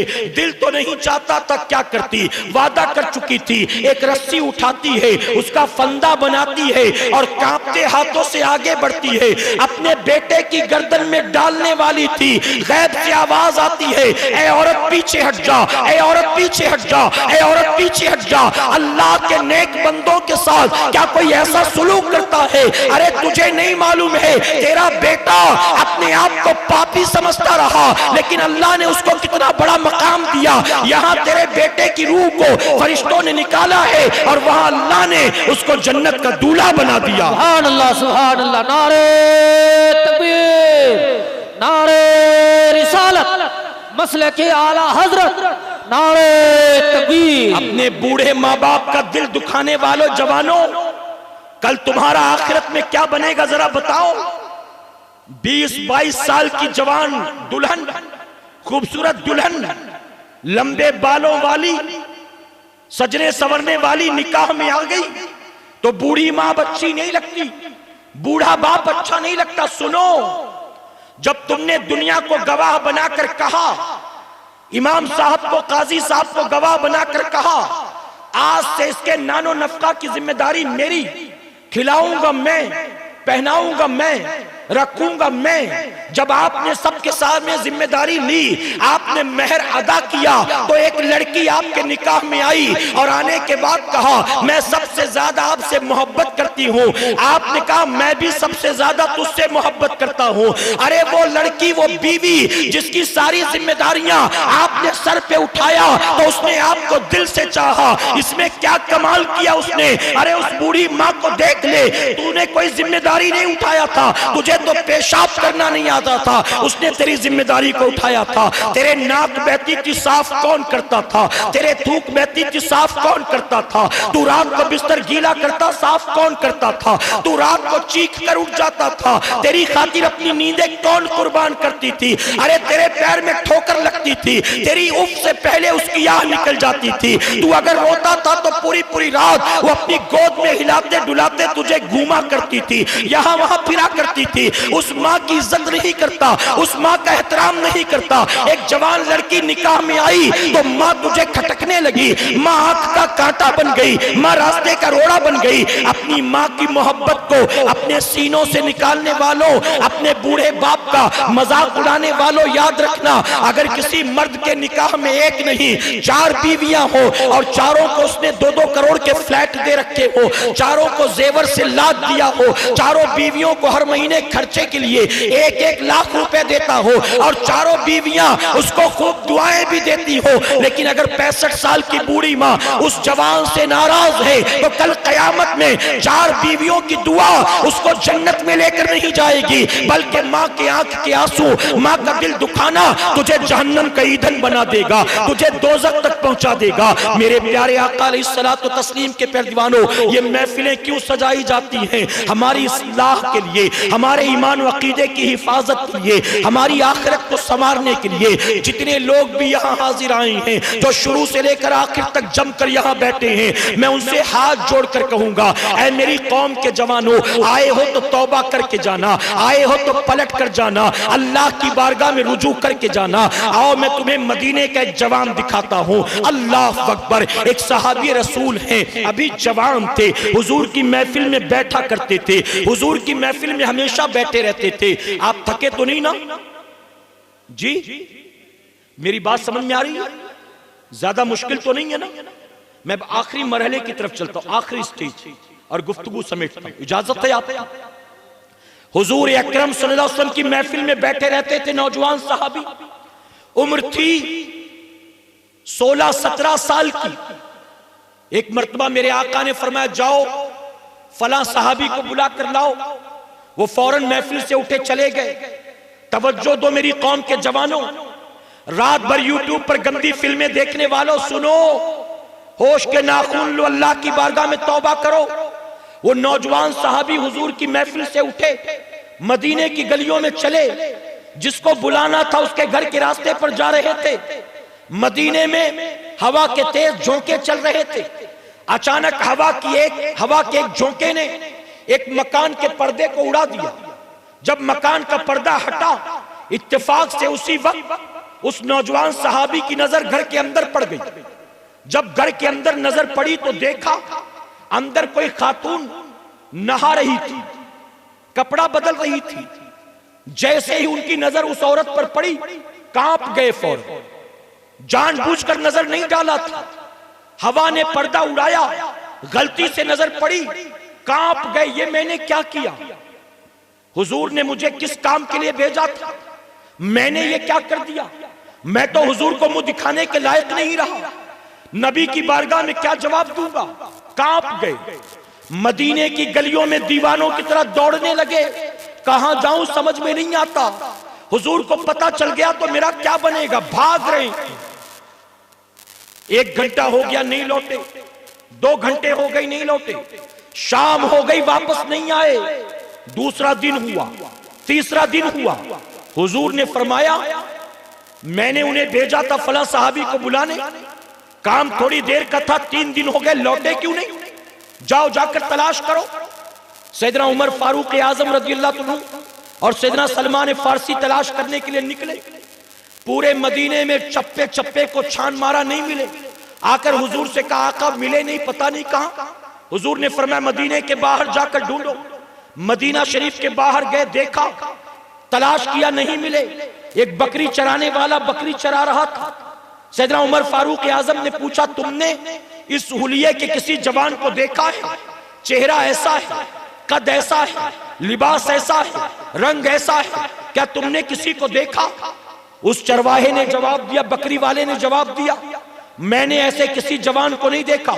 हाँ, लेकिन 3 दिन हो गए, उस पहाड़ की चोटी पर एक नौजवान है जो अल्लाह की बारगाह में सजदे में सर रखकर दारो कतार रो रहा है। मुझे पता नहीं कौन है, कहां से आया है, जुर्म क्या है, रोता क्यों है, मुझे नहीं मालूम है, लेकिन वो रोए जा रहा है। जब सुबह होती है तो पहाड़ी से नीचे उतर कर आता है, मैं बकरी का थोड़ा सा दूध दे देता हूं, वो पीकर फिर पहाड़ी पर चला जाता है और वहां जाकर रोने लगता है। सैयदना उमर फारूक आजम समझ गए हो ना हो ये वही होंगे। उस बकरी वाले से कहा कल सुबह जब वो नीचे आए तो उनको दूध मत देना, उनको बिठा कर रखना और हमें इत्तला करना, हमको इन्फॉर्म करना, हम आएंगे देखेंगे वो कौन। दूसरी सुबह वो नीचे आए, सैयदना उमर फारूक आजम को खबर की गई। उमर फारूक आजम भागते हुए आए, आकर देखा तो जानते हो हाल क्या था। वो नौजवान जो चंद दिनों पहले मदीने से निकला तो खूबसूरत था, हुजूर की महफिल से उठा तो जवान था, जिसका चेहरा नूरानी था, 3 दिन के अंदर वो सूख कर कांटा बन चुका था, आंसुओं के निशान गाल पर बन चुके थे, हड्डियों का ढांचा नजर आ रहा था। उमर फारूक आजम ने कहा ये क्या दीवानगी है, ये तूने अपना क्या हाल किया। वो रोते जा रहे थे, वो थे। उमर फारूक आजम ने कहा चलो तुम्हें हुजूर ने बुलाया है। वो कहते हैं उमर मुझे न ले चलो, मैं हुजूर को मुंह दिखाने के लायक नहीं रह गया। उमर फरमाते हुजूर ने बुलाया है, कहा मेरी तरफ से माफी मांग लेना, मैं हुजूर को मुंह नहीं दिखा सकता, मैं बहुत बड़ा गुनाहगार हूँ, मैं बहुत बड़ा पापी हूँ। उमर फारूक आजम ने कहा ठीक है कोई बात नहीं, अगर तुम नहीं आते तो ना हो, हम हुजूर को इत्तला करते हैं, हुजूर की बारगाह में जाकर खबर करते हैं। वो सहाबी आने को तैयार नहीं है, वो तो सिर्फ रोते जाते हैं। उम्मत के गमख्वार आका रहमतुल्लिल आलमीन आका अपने सहाबा के साथ आते हैं। जब आए तो देखा क्या हाल था, कमजोरी की वजह से वो नौजवान सहाबी जमीन पर लेट गए थे। जब जमीन पर उनको लेटा देखा, हुजूर सिरहाने बैठते हैं, उनके सर को उठाते हैं, अपनी गोद में रख लेते हैं। अब जब गोद में अपने सर को रखा देखा तो उन्होंने सोचा पता नहीं किसने रखा होगा। धीरे से अपनी आंख खोलते हैं, आंख खोला तो जानते हो चेहरे पर हुजूर की नजर पड़ती है। हुजूर के चेहरे मुबारक को देखा तड़प उठते, अपने सर को रगड़ने लगते हैं, अर्ज करते हैं आका मेरा सर इस लायक नहीं कि मैं आपकी गोद में रखूं, आप मेरे सर को जमीन पर डाल दें, आप मेरे सर को जमीन पर डाल दें। हुजूर फरमाते हुआ क्या है, ये दीवानगी क्यों है बता तो सही। अर्ज करते हैं आका मैंने बहुत बड़ा गुनाह कर लिया, ऐ आका एक गैर महरम पर मेरी नजर पड़ गई है, अब मैं कयामत में अल्लाह की बारगाह में क्या जवाब दूंगा, मैं तो आपको भी मुंह दिखाने के लायक नहीं रहा। मेरे नबी मुस्कुरा कर फरमाते हैं ऐ अल्लाह के बंदे सुन तो सही, मुझे अपनी बात तो तेरे सामने रखने दे। अरे जिस गुनाह की वजह से तू 3 दिन 3 रात से रोता है, तुझे पता ही नहीं है अल्लाह ने कब का उसे माफ कर दिया है, मेरे रब ने माफ कर दिया। इतना सुनना था, वो मुस्कुराने लगते हैं। आका फरमाते अब तुम्हें कैसा लग रहा है। अर्ज करते हैं आका ऐसा लगता है पूरे बदन पर जैसे चींटी चल रही हो, पूरे बदन पर चींटी चल रही हो। आका फरमाते हैं तुम्हारा आखिरी वक्त आ गया, अब तुम अनकरीब दुनिया से रुखसत होने वाले हो। अभी गुफ्तगू चल रही थी, सहाबा उनको लेकर मदीने जाने की तैयारी कर रहे थे, उनके जिस्म से रूह परवाज कर जाती है। इसी हालत में दुनिया से रुखसत हो गए, उनको गुस्ल दिया गया, उनको कफन पहनाया गया, उनका जनाजा तैयार किया गया। और जब मदीने की गलियों में उनके जनाजे को लेकर सहाबा चल रहे थे, हुजूर भी साथ साथ थे, सब सहाबी अपने पैरों पर चल रहे थे, हुजूर पंजों के बल चल रहे थे। उमर फारूक आजम ने अर्ज किया, आका आप पंजों के बल क्यों चलते हैं? इतनी भीड़ भाड़ तो यहाँ नहीं है, फिर पंजों के बल क्या चलते हैं? आका फरमाते, उमर जो मैं देखता हूँ वो तुम्हें नजर नहीं आता। अरे इनके जनाजे में अगरचे चंद लोग आए हैं, लेकिन तुम्हें क्या पता इनके जनाजे में शरीक होने के लिए अल्लाह ने आसमान से 70,000 फरिश्तों को उतारा है। 70,000 फरिश्ते आए हैं। ऐ मेरी कौम के जवानों, मैं तुमसे पूछता हूँ, एक वो गुनाह जो उन्होंने किया नहीं था, उस गुनाह पर खौफे खुदा का ये आलम है, और एक हमारा और आपका गुनाह किसी से ढका छुपा नहीं है। हम कितने बड़े गुनाहगार हैं, क्या हमें पता नहीं है? ये कान में ईयरफोन लगाकर गाने सुनना, क्या ये हमारा काम नहीं? टकटकी बांधकर रात भर यूट्यूब पर गंदी गंदी वीडियो और हीरोइनों की नंगी नंगी तस्वीरें देखना, क्या ये हमारा काम नहीं? आप जरा बताओ, कयामत में अल्लाह हमारी जब पकड़ फरमाएगा, ऐ बंदे मैंने तुझे आंख दी थी, बता तूने इसका क्या इस्तेमाल किया?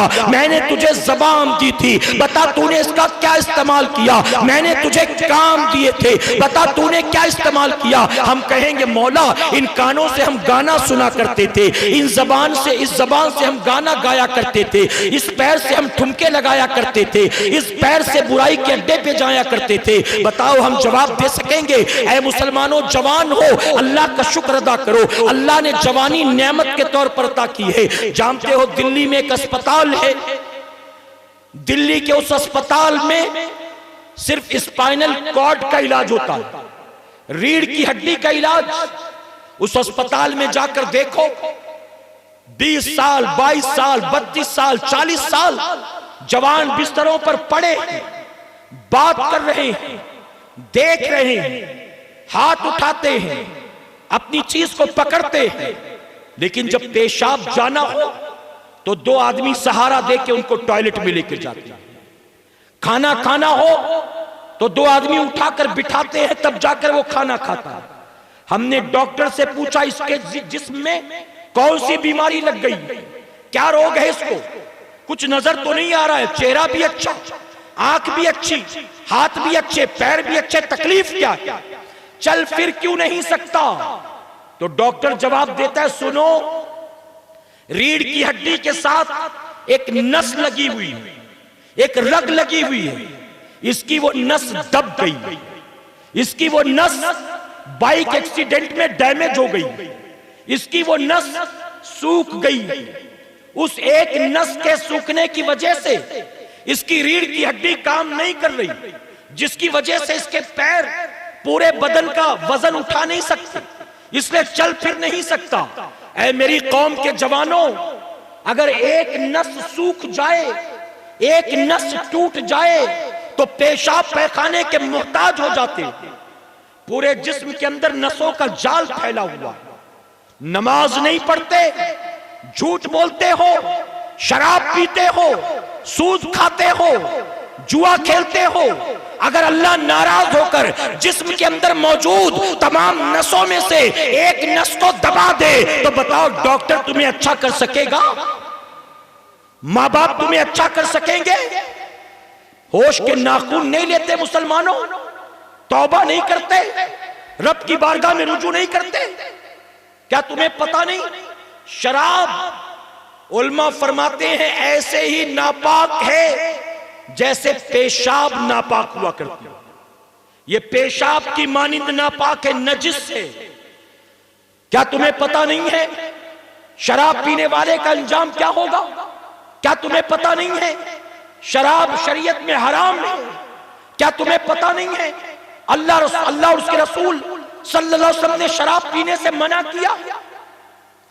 ऐ शराब पीने वालों, जवानी के नशे में सुनो, हुजूर अकरम सल्लल्लाहु अलैहि वसल्लम ने फरमाया, जिसने एक बोतल, एक प्याला, एक गिलास नहीं, शराब की एक बूंद हलक के नीचे उतारी और बिना तौबा किए मर गया, कल उसको जहन्नम में दाखिल किया जाएगा। वो जहन्नम में प्यासा होगा। और उसकी प्यास के बारे में हदीस शरीफ में क्या आता जानते हो?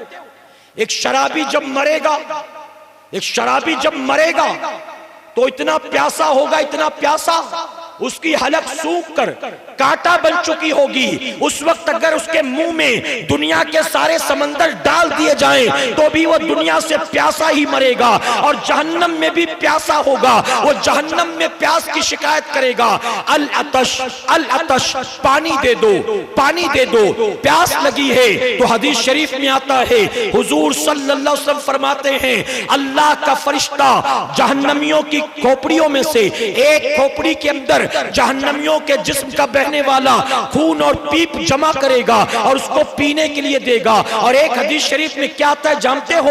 एक हदीस शरीफ में आता है, वो जो तवाइफ औरतें हैं, वो जो रक्कासा हैं, वो जो जानिया हैं, वो जो बुरी औरतें हैं जो जिना करती हैं, वो जो इस तरह के कारोबार करती हैं, उन औरतों की शर्मगाह से जो खून बहेगा वो खून उस खोपड़ी में भर कर दिया जाएगा और कहा जाएगा इसको पी ले। अल्लाह अकबर। मैं आपसे पूछता हूं, आज अगर आप खाना खाने को बैठे हो और बीवी बच्चे को गोद में लेके खड़ी है, अचानक बच्चे ने पेशाब कर दिया, पेशाब जब ऊपर से गिरा तो चंद कतरे पानी में चले गए, खाने में चले गए। अब बच्चे की पेशाब जो खाने पानी में चली गई, उसको खाना पसंद करोगे? उसको पीना पसंद करोगे? कहोगे इसको ले जा, मुझे दूसरा खाना ला कर दे, दूसरा पानी ला कर दे। बच्चे के पेशाब का चंद कतरा गलती से खाने पानी में चला जाए, तुम खाना पीना पसंद नहीं करते। फरमाया गया शराब ये पेशाब की तरह है, तुम पेशाब को जैसे पी नहीं सकते, शराब को कैसे पीते हो?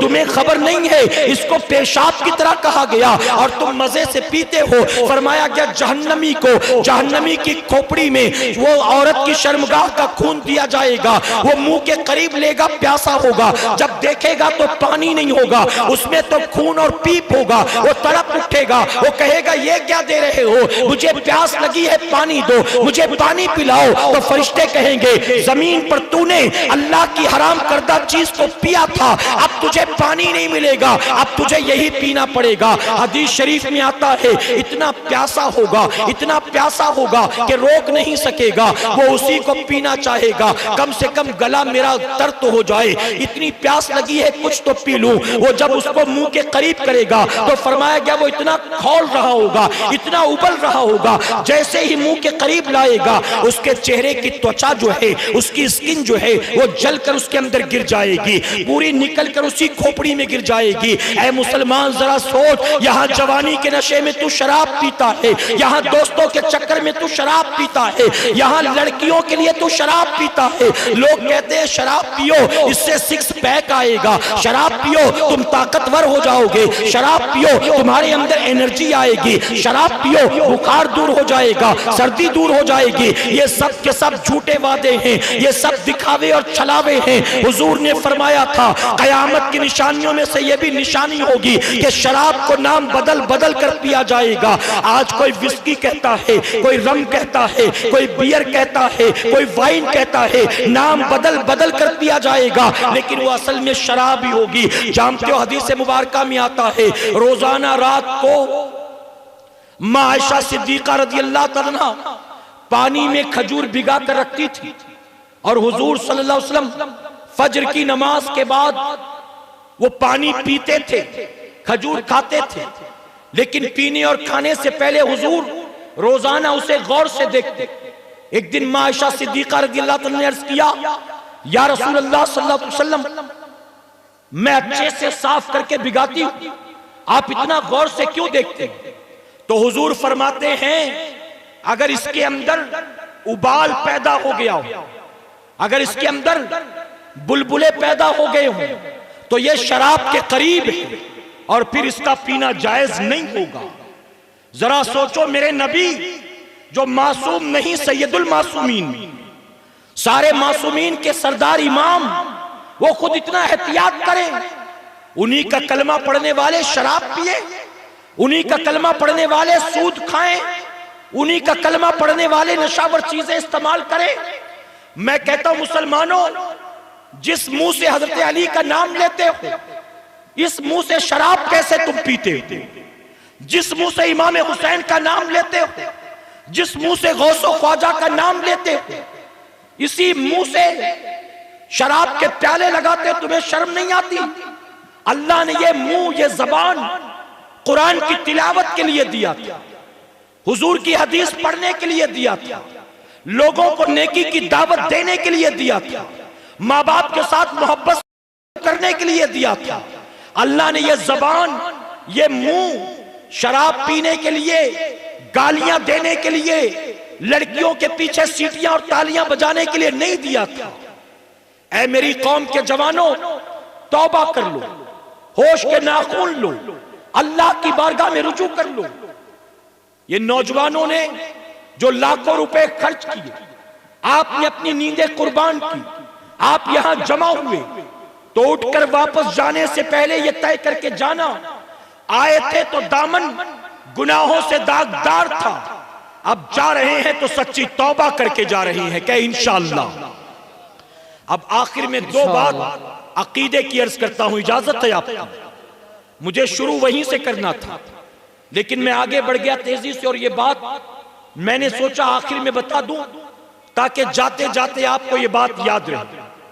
यहां जितने बैठे हैं मर्दों में, जितनी बैठी हैं औरतों में, वो जो बच्चे हैं, जो बूढ़े हैं, वो जो जवान हैं, मुफ्ती इकराम, हमारी जमात के मुअज़्ज़ज़ उलमा इकराम यहां मौजूद है मिंबर रसूल पर, कुरान शरीफ भी मौजूद, हदीस की किताबें भी मौजूद, बुजुर्गान दीन की अकायद पर जो किताबें हैं वो भी यहां मौजूद।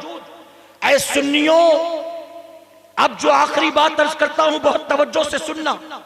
ये बात एक कान से सुनकर दूसरे कान से निकालने वाली नहीं, ये बात दिल में बिठाने वाली है, और ये बात अपने बाद अपने बच्चों को बताने वाली है। कहे इंशाअल्लाह। अल्लाह का शुक्र अदा करो, अल्लाह ने हमें चकड़ालवियों के घर पैदा नहीं किया, बोचालवियों के घर पैदा नहीं किया, नेचरवियों के घर पैदा नहीं किया, कादियानियों के घर पैदा नहीं किया, मिर्जाइयों के घर पैदा नहीं किया, शियाओं के घर पैदा नहीं किया, खोजा और बोरियों के घर पैदा नहीं किया। अल्लाह ने किसी बातिल फिरके में पैदा नहीं किया, अल्लाह ने हमें और आपको अहले सुन्नत वल जमात में पैदा फरमाया। सुभान अल्लाह, सुभान। और मैं तुम्हें मुतमईन करता हूं और सारे बातिल फिरके वालों को चैलेंज करता हूं, आज अपने मुंह कोई मियां मिट्टू बनता हो तो बने, कल कयामत में ये जितने बातिल फिरके वाले हैं, इन्हें जन्नत तो क्या, जन्नत की खुशबू भी मैसर नहीं आएगी। अगर जन्नत में जाएंगे तो यकीनन गौस व ख्वाजा वाले जाएंगे। मैं आपसे पूछता हूं, आप कहेंगे इतनी बड़ी बात, इतना बड़ा दावा, वो भी तो यही कहते हैं। सुनो, मैं आपसे पूछता हूं, मेरी कौम के जवानों बताओ, हम हिंदुस्तान में रहते हैं, हिंदुस्तान में इस्लाम का परचम किसने लहराया?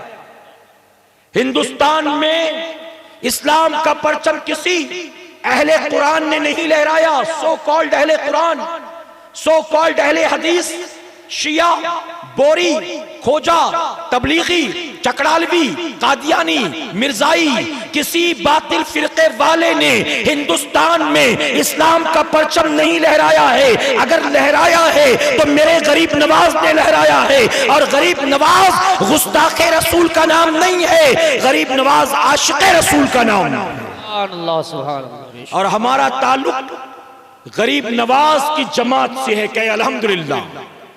अब आप थक चुके मेरे भाई, जो सुनना चाहते जरा कहें सुभान अल्लाह। अब जो समझाना चाहता हूं असल बात सुनो। गरीब नवाज ने हमें मुसलमान बनाया, कलमा पढ़ाया, और गरीब नवाज, ये सुनो बात जो असल है, गरीब नवाज किसी गैर मुकल्लिद का नाम नहीं है। गरीब नवाज अइम्मे अरबा की तकलीद के मुनकिर का नाम नहीं है। गरीब नवाज इमाम आजम अबू हनीफा के मुकल्लिद का नाम है। आज जो कहते किसी इमाम को मानने की जरूरत नहीं, कुरान हमारे पास, बुखारी मुस्लिम हमारे पास, हम किसी इमाम को क्यों माने? तो सुनो मैं उनके लिए क्या कहता हूं। मैं कहता हूं जिन्हें गरीब नवाज ने ईमान दिया है उन्हें इमाम भी मिला है, और जिन्हें ईमान ही नहीं मिला है उन्हें इमाम कहां मिलने वाला। गरीब नवाज हनफी थे, क्या थे, क्या थे? और जो बात बात में कहते हैं ना, ये बुखारी में लिखा है, ये मुस्लिम में लिखा है, ये जो तुम सब करते हो बुखारी मुस्लिम में कहां?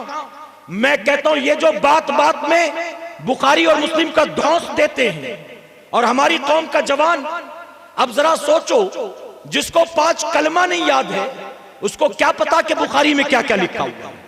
वो तो बुखारी सुन के डर जाता है कि यार ये पढ़ा लिखा लगा। गलत तो नहीं कह रहा हूं मेरे प्यारे आका के प्यारे दीवानों। ये जो बुखारी मुस्लिम बुखारी मुस्लिम बुखारी मुस्लिम की हमेशा तस्बीह पढ़ते रहते हैं, ये कहां लिखा बुखारी में, ये कहां लिखा मुस्लिम में, ये कहां लिखा बुखारी में, ये कहां लिखा मुस्लिम में। तुम इनके धौंस में मत आना, तुम घबराना मत, बल्कि यकीन जानो इन लोगों को तो इमाम बुखारी और इमाम मुस्लिम का नाम लेने का भी हक नहीं है, क्योंकि ये तो गैर मुकल्लिद हैं। और इमाम बुखारी और इमाम मुस्लिम ये दोनों इमाम जो थे ये इमाम शाफई के मुकल्लिद थे। इनके नजदीक मुकल्लिद मुसलमान नहीं, तो बुखारी मुस्लिम लिखने वाले भी तो इनके नजदीक मुसलमान नहीं हुए। तो बुखारी और मुस्लिम क्यों मानते हैं ये भी सुन लो। बुखारी और मुस्लिम का नाम ले लेकर डराने वालों, तुम्हें खबर नहीं,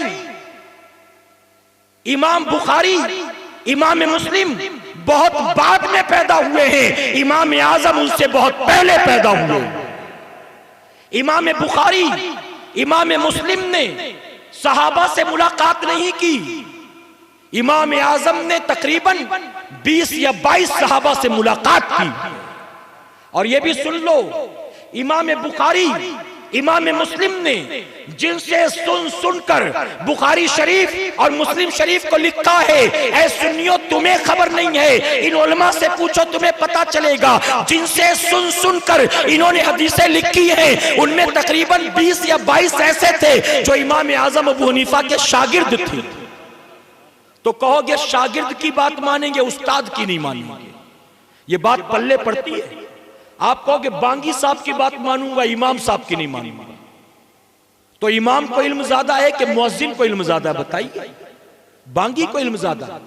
मेरे प्यारे आका के प्यारे दीवानों, मैं चैलेंज के साथ कहता हूं, अल्हम्दुलिल्लाह हमारा ताल्लुक उस जमात से है जिस जमात में अल्लाह ने गौस व ख्वाजा को पैदा फरमाया है। अच्छा, ये जानते हो ये क्या कहते हैं? हम जवानों को कंफ्यूज करने के लिए तरह तरह की बातें करते हैं। मैं एक जगह तकरीर कर रहा था, उलमा भी सुन लें, मैं एक जगह तकरीर कर रहा था बॉम्बे में। तो तकरीर के बीच में एक पर्चा आया, उस पर्चे में सवाल था कि जैसे मुसलमानों में ये 4 अलग अलग गिरोह बन गए हैं ना, हनफी, शाफई, हम्बली, मालकी, ये 4 अलग अलग, क्या कयामत में भी ऐसे 4 अलग अलग काउंटर लगा होगा? ये हनफियों का काउंटर, ये शाफियों का, ये हम्बलियों का, ये मालकियों का। बात समझ में आ रही ना आपको? ये कहते हम सबको खत्म करेंगे, सबको एक प्लेटफॉर्म पर जमा करेंगे।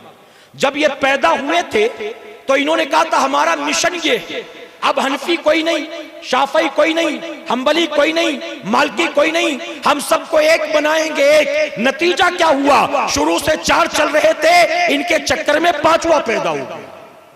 तो दावा था जोड़ने का काम किया जी, दावा था जोड़ने का काम किया। कुछ आप भी कह दो, आप डर रहे हो ना, ये तो बोल के चले जाएंगे सुबह हमको पकड़ लेगा। अरे मैं नहीं डरता, मिंबर पर बैठ के आप नीचे बैठ के डर रहे हो। जवाबदेही की जिम्मेदारी मेरी है, उलमा की, आपकी नहीं, आप टेंशन मत लो। तो पूछा कि ये 4 काउंटर क्या कयामत में होंगे? जानते हो, मैंने ये सवाल पहली बार सुना था, थोड़ी देर के लिए ब्लैंक हो गया, 10 सेकंड के लिए जवाब नहीं बन पड़ा। लेकिन मेरा तजुर्बा है सुन्नियों, दुनिया में जब कभी जहां कहीं जिससे भी हम सुन्नियों का मुनाजरा हुआ है, वो चाहे किसी मसलक के हो, किसी फिरके के हो, किसी अकीदे के हो, किसी मजहब के हो, यूट्यूब पर आपको हजारों वीडियो मिल जाएंगे, जाकर देख लेना। यूट्यूब देखने वालों, जब भी सुन्नियों से दुनिया में कहीं मुनाजरा हुआ है, अल्लाह ने महबूब के गुलामों को कभी रुसवा नहीं किया है, हमेशा जीते हैं। तो सुन्नी जीते हैं, ये या तो भागे हैं या तो हारे। हुजूर की उम्मत को, हुजूर के गुलामों को अल्लाह ने कभी रुसवा नहीं किया। मैं ब्लैंक था, क्या जवाब दूं? 10 सेकंड में काम बन गया। मैंने कहा हमसे पूछते हो कहां लिखा है कयामत में 4 काउंटर होगा? मैंने कहा जालिमो तुमने नहीं पढ़ा। अरे तुम बुखारी मुस्लिम नहीं पढ़ते, इसी बुखारी मुस्लिम के अंदर तो मेरे नबी ने फरमाया है कल कयामत में सबसे पहले मैं शफात का दरवाजा खोलूंगा। जब मैं शफात का दरवाजा खोलूंगा उसके बाद हर नबी शफात कराएगा, हर वली शफात कराएगा। मैंने कहा तुम पता नहीं कौन सी हदीसें पढ़ के आते हो, तुमने वो हदीस नहीं पढ़ी। हुजूर ने फरमाया वो जो कच्चा बच्चा होगा, वो जो न्यू बॉर्न बेबी होगा, वो जो इनकम्प्लीट बच्चा होगा, कल कयामत में वो बच्चा अल्लाह से लड़कर अपने माँ बाप को जन्नत में लेकर जाएगा। कच्चा बच्चा कयामत में अल्लाह से लड़कर माँ बाप को जन्नत में लेकर जाएगा। मैंने कहा जालिमो हमसे कहते हो कयामत में क्या 4 अलग अलग काउंटर होगा? तो सुनो, कयामत में हम सुन्नियों के लिए सिर्फ 4 काउंटर नहीं होगा, हजारों काउंटर होंगे। कहीं इमाम आजम का होगा, कहीं इमाम शाफई का होगा, कहीं इमाम मालिक का होगा, कहीं इमाम अहमद बिन हंबल का होगा, कहीं इमाम हुसैन का होगा, कहीं इमाम हसन का होगा, कहीं इमाम ज़ैनुल आबिदीन का होगा, कहीं गौसे आजम का होगा, कहीं गरीब नवाज का होगा, कहीं पर अलाउद्दीन पांडवी का होगा, कहीं मखदूम की चौचा का होगा, कहीं साबिर पाक का होगा, कहीं सैयद मसूद गाजी का होगा, कहीं आला हज़रत का होगा, कहीं गौसे आजम का होगा, कहीं गरीब नवाज का होगा। मैंने कहा हम सुन्नियों का टेंशन मत ले, हमारे लिए कयामत में हजारों काउंटर होगा। अपनी खैर मना, तेरा तो डायरेक्ट एनकाउंटर होगा, तेरा तो डायरेक्ट एनकाउंटर होगा, क्योंकि तेरा तो कोई पुरसाने हाल ही नहीं होगा ना, धोबी का कुत्ता ना घर का ना घाट का। लेकिन अल्हम्दुलिल्लाह हम तो अंबिया के मानने वाले, अहले बैत के मानने वाले, सहाबा के मानने वाले, अइम्मा के मानने वाले, सूफिया के मानने वाले, औलिया के मानने वाले। अरे हम सुन्नियों की मोहब्बतों का हाल ये है, अगर पता चल जाए ये गरीब नवाज से प्यार करता है, हम उससे भी प्यार करने लगते हैं कि गरीब नवाज का चाहने वाला है, ये तो 11वीं 12वीं वाला है। अब सुन्नियों जाते जाते जो आखिरी जुमला कहना चाहता हूँ, अगर आपसे कल कोई कह दे कि आपका बाप बूढ़ा हो गया तो नमाजी बन गया, वरना पता नहीं है आपको जवानी में कितना अय्याश था, आपका बाप जवानी में कितना बदमाश था, आपका बाप जवानी में इलाके का गुंडा था, आपकी माँ बूढ़ी हो गई तो अब बड़ी नेक बन गई, वरना आपको पता नहीं आपकी माँ जब जवान थी तो कितनी बुरी औरत थी, कितनी बेहया औरत थी, कितनी बेपर्दा औरत थी। मैं पूछता हूँ अगर बेटा गैरत वाला होगा, ये सुनते ही गिरेबान पकड़ लेगा, वो कहेगा तू मेरे बाप के बारे में बकवास करता है, तू मेरी माँ के चाल चलन पर उंगली उठाता है, बताओ होगा कि नहीं होगा? अगर माँ बाप के बारे में कोई चंद जुमले कह दे तो बर्दाश्त नहीं, और कल कोई उठकर कह दे नबी मर के मिट्टी में मिल गए, माथे पर पसीना भी नहीं आता। कोई कह दे नबी कयामत में अपनी बेटी फातिमा के भी काम नहीं आएंगे, कोई कह दे नबी मोहताज है, मजबूर है, तो तुम सुन अपने माँ बाप के बारे में चंद जुमले सुन नहीं पाते। कैसे आशिक़े रसूल हो, नबी के बारे में कोई बकवास करे, उसके पीछे नमाज पढ़ते हो, उसके यहाँ रिश्तेदारी करते हो, उसके यहाँ दावतें खाते हो, उसके कांधे पे रखकर बाजार घूमने जाते हो, उसके साथ रिश्तेदारियां करते हो। अरे कैसे आशिक़े रसूल हो? अरे वो तो नबी की गुस्ताखी में कोई कमी नहीं करता और तू आशिक़े रसूल बनकर उसके साथ याराने करता है। कल कयामत में ये याराना काम नहीं आएगा। जानते हो गरीब नवाज की बारगाह में लोगों ने कहा हुजूर एक जवान है, नमाजी था, रोजेदार था, नेक था, सुन्नत का आमिल था, लेकिन सकरात का वक्त है, कलमा नहीं मिल रहा है, कलमा नहीं मिलता।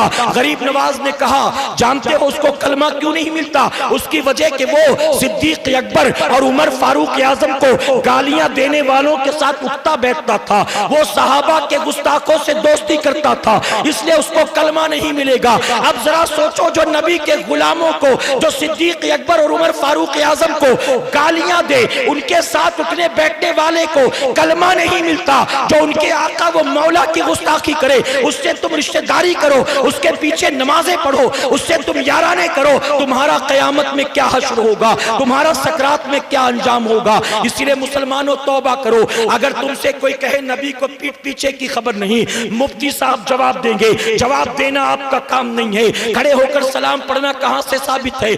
आपको कलमा नहीं आता, ये कहां से साबित करोगे? मुफ्ती साहब जवाब देंगे। अगर कोई कहे कि मजार पर जाना कहां से साबित है, उर्स मनाना कहां से साबित है, चादर चढ़ाना कहां से साबित है, आपका जवाब देना काम नहीं है। उसकी वजह के जो इंजीनियर होगा वो डॉक्टरी के सवालों का का जवाब नहीं देगा, जो डॉक्टर होगा वो इंजीनियरिंग के सवालों का जवाब नहीं देगा, जो पंक्चर बनाने वाला होगा वो मोबाइल रिपेयरिंग का काम नहीं कर सकेगा, जो मोबाइल बनाने वाला होगा वो कंप्यूटर बनाने का काम नहीं कर सकता। आपसे कोई कुरान और हदीस के बारे में सवाल पूछे, जवाब देना आपका काम नहीं है। चेहरे पे दाढ़ी नहीं, आप क्या जवाब दोगे? एक वक्त की नमाज नहीं पढ़ते, आप क्या जवाब दोगे? सूरह फातिहा सही से पढ़ नहीं सकते, आप क्या जवाब दोगे?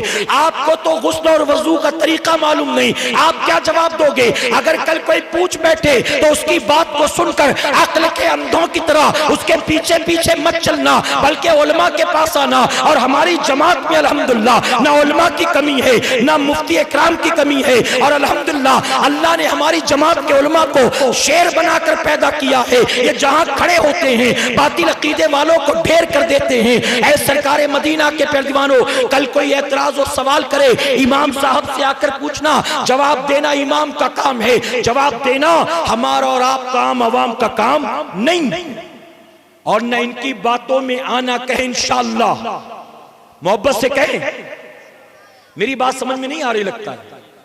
आप कहेंगे इस्लाही गुफ्तगू करते करते हजरत ये आखिर में क्या कहें? अरे नमाजें, रोजा, हज और ज़कात ये सब कब कबूल होगा मेरे भाई? जब ईमान सलामत होगा ना। ईमान ही नहीं होगा तो कितना भी उठक बैठक कर लो कुछ मिलना है? कितना भी उठक बैठक कर लो कुछ मिलना कुछ नहीं। तो इसलिए ये आखिरी बातें मैंने अकीदे के बारे में कही। मेरे इमाम ने कहा था ना, सूना जंगल रात अंधेरी, छाई बदरी काली, सोने वालों जागते रहना चोरों की रखवाली। लोग दाढ़ी रखकर आते हैं डाका डालने के लिए, लोग टोपी पहनकर आते हैं डाका डालने के लिए, लोग अल्लाह रसूल का नाम लेकर आते हैं डाका डालने के लिए।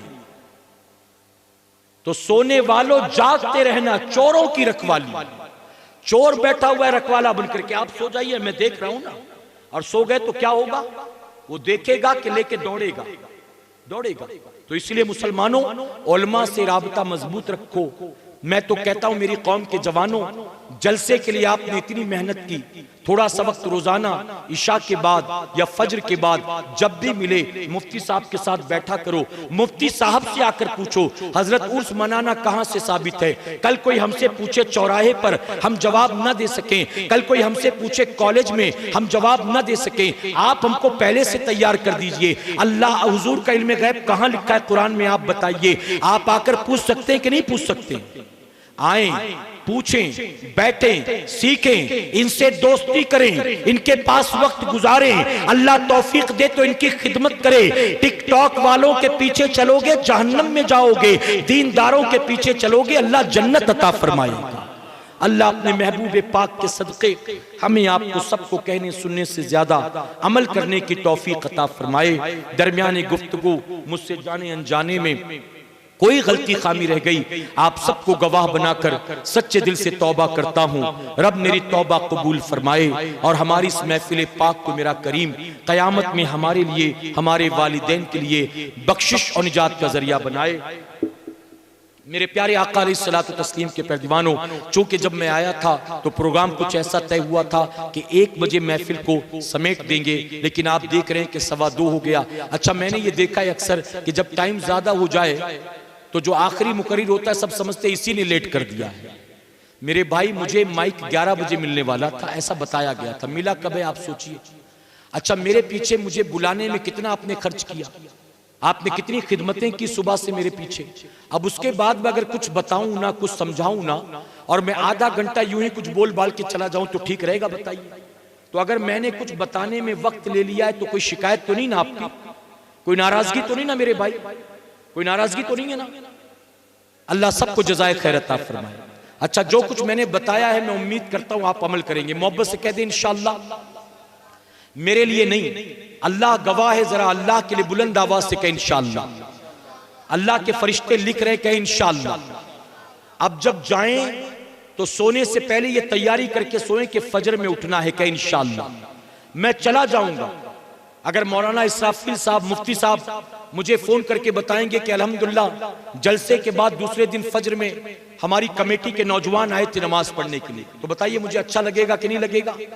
मेरे प्यारे आका के पैरदीवानों, याद रखें, औरतों की तरफ हो या मर्दों की तरफ, अगर हम पूरे मजमे में एक मर्द या एक औरत भी नमाजी बन गई ना तो कल क़यामत में अकेले जन्नत में नहीं जाएगी, मुझे भी, उलमा को भी और जलसा करने वाले नौजवानों को भी जन्नत में लेकर जाएगी। अल्लाह के खजाने में कोई कमी नहीं। और ये भी सुन ले, जलसा सुना सबने है, जिंदगी कितनों की बदलेगी, नेकी के रास्ते पर कितने चलेंगे हम नहीं जानते, ये फैसला तो अल्लाह करने वाला है। कितनों के दिल बदलेंगे, कितने मस्जिद की तरफ बढ़ेंगे, अल्लाह जानता है। तो आप नमाज की पाबंदी करेंगे इंशाअल्लाह, मोहब्बत से कहें और बुलंद आवाज से कहें। फरिश्ते लिख रहे हैं, फिर से कहें, शैतान का कलेजा फट जाए, बुलंद आवाज से कहें। अल्लाह सबको अमल की तौफीक अता फरमाए। मेरे प्यारे आका के प्यारे दीवानों, मेरे लिए नहीं, अल्लाह के लिए, अपनी आखिरत के लिए, अपनी कब्र के लिए नमाजों की पाबंदी करें। मैंने बहनों के लिए 2-3 बातें कही, हालांकि बहुत सी बातें रह गई, लेकिन 1-1.5 घंटे की तकरीर में सारे उन्वानात पर बोलना बड़ा मुश्किल होता है। फिर कभी इंशाअल्लाह जिंदगी रही, मुलाकात हुई तो खवातीन की खातिर पर्दे पर, औलाद की तरबियत पर, शौहर के हुकूक पर इंशाअल्लाह कुछ गुफ्तगू होगी। अल्लाह हम सबको कहने सुनने से ज्यादा अमल की तौफीक अता फरमाए।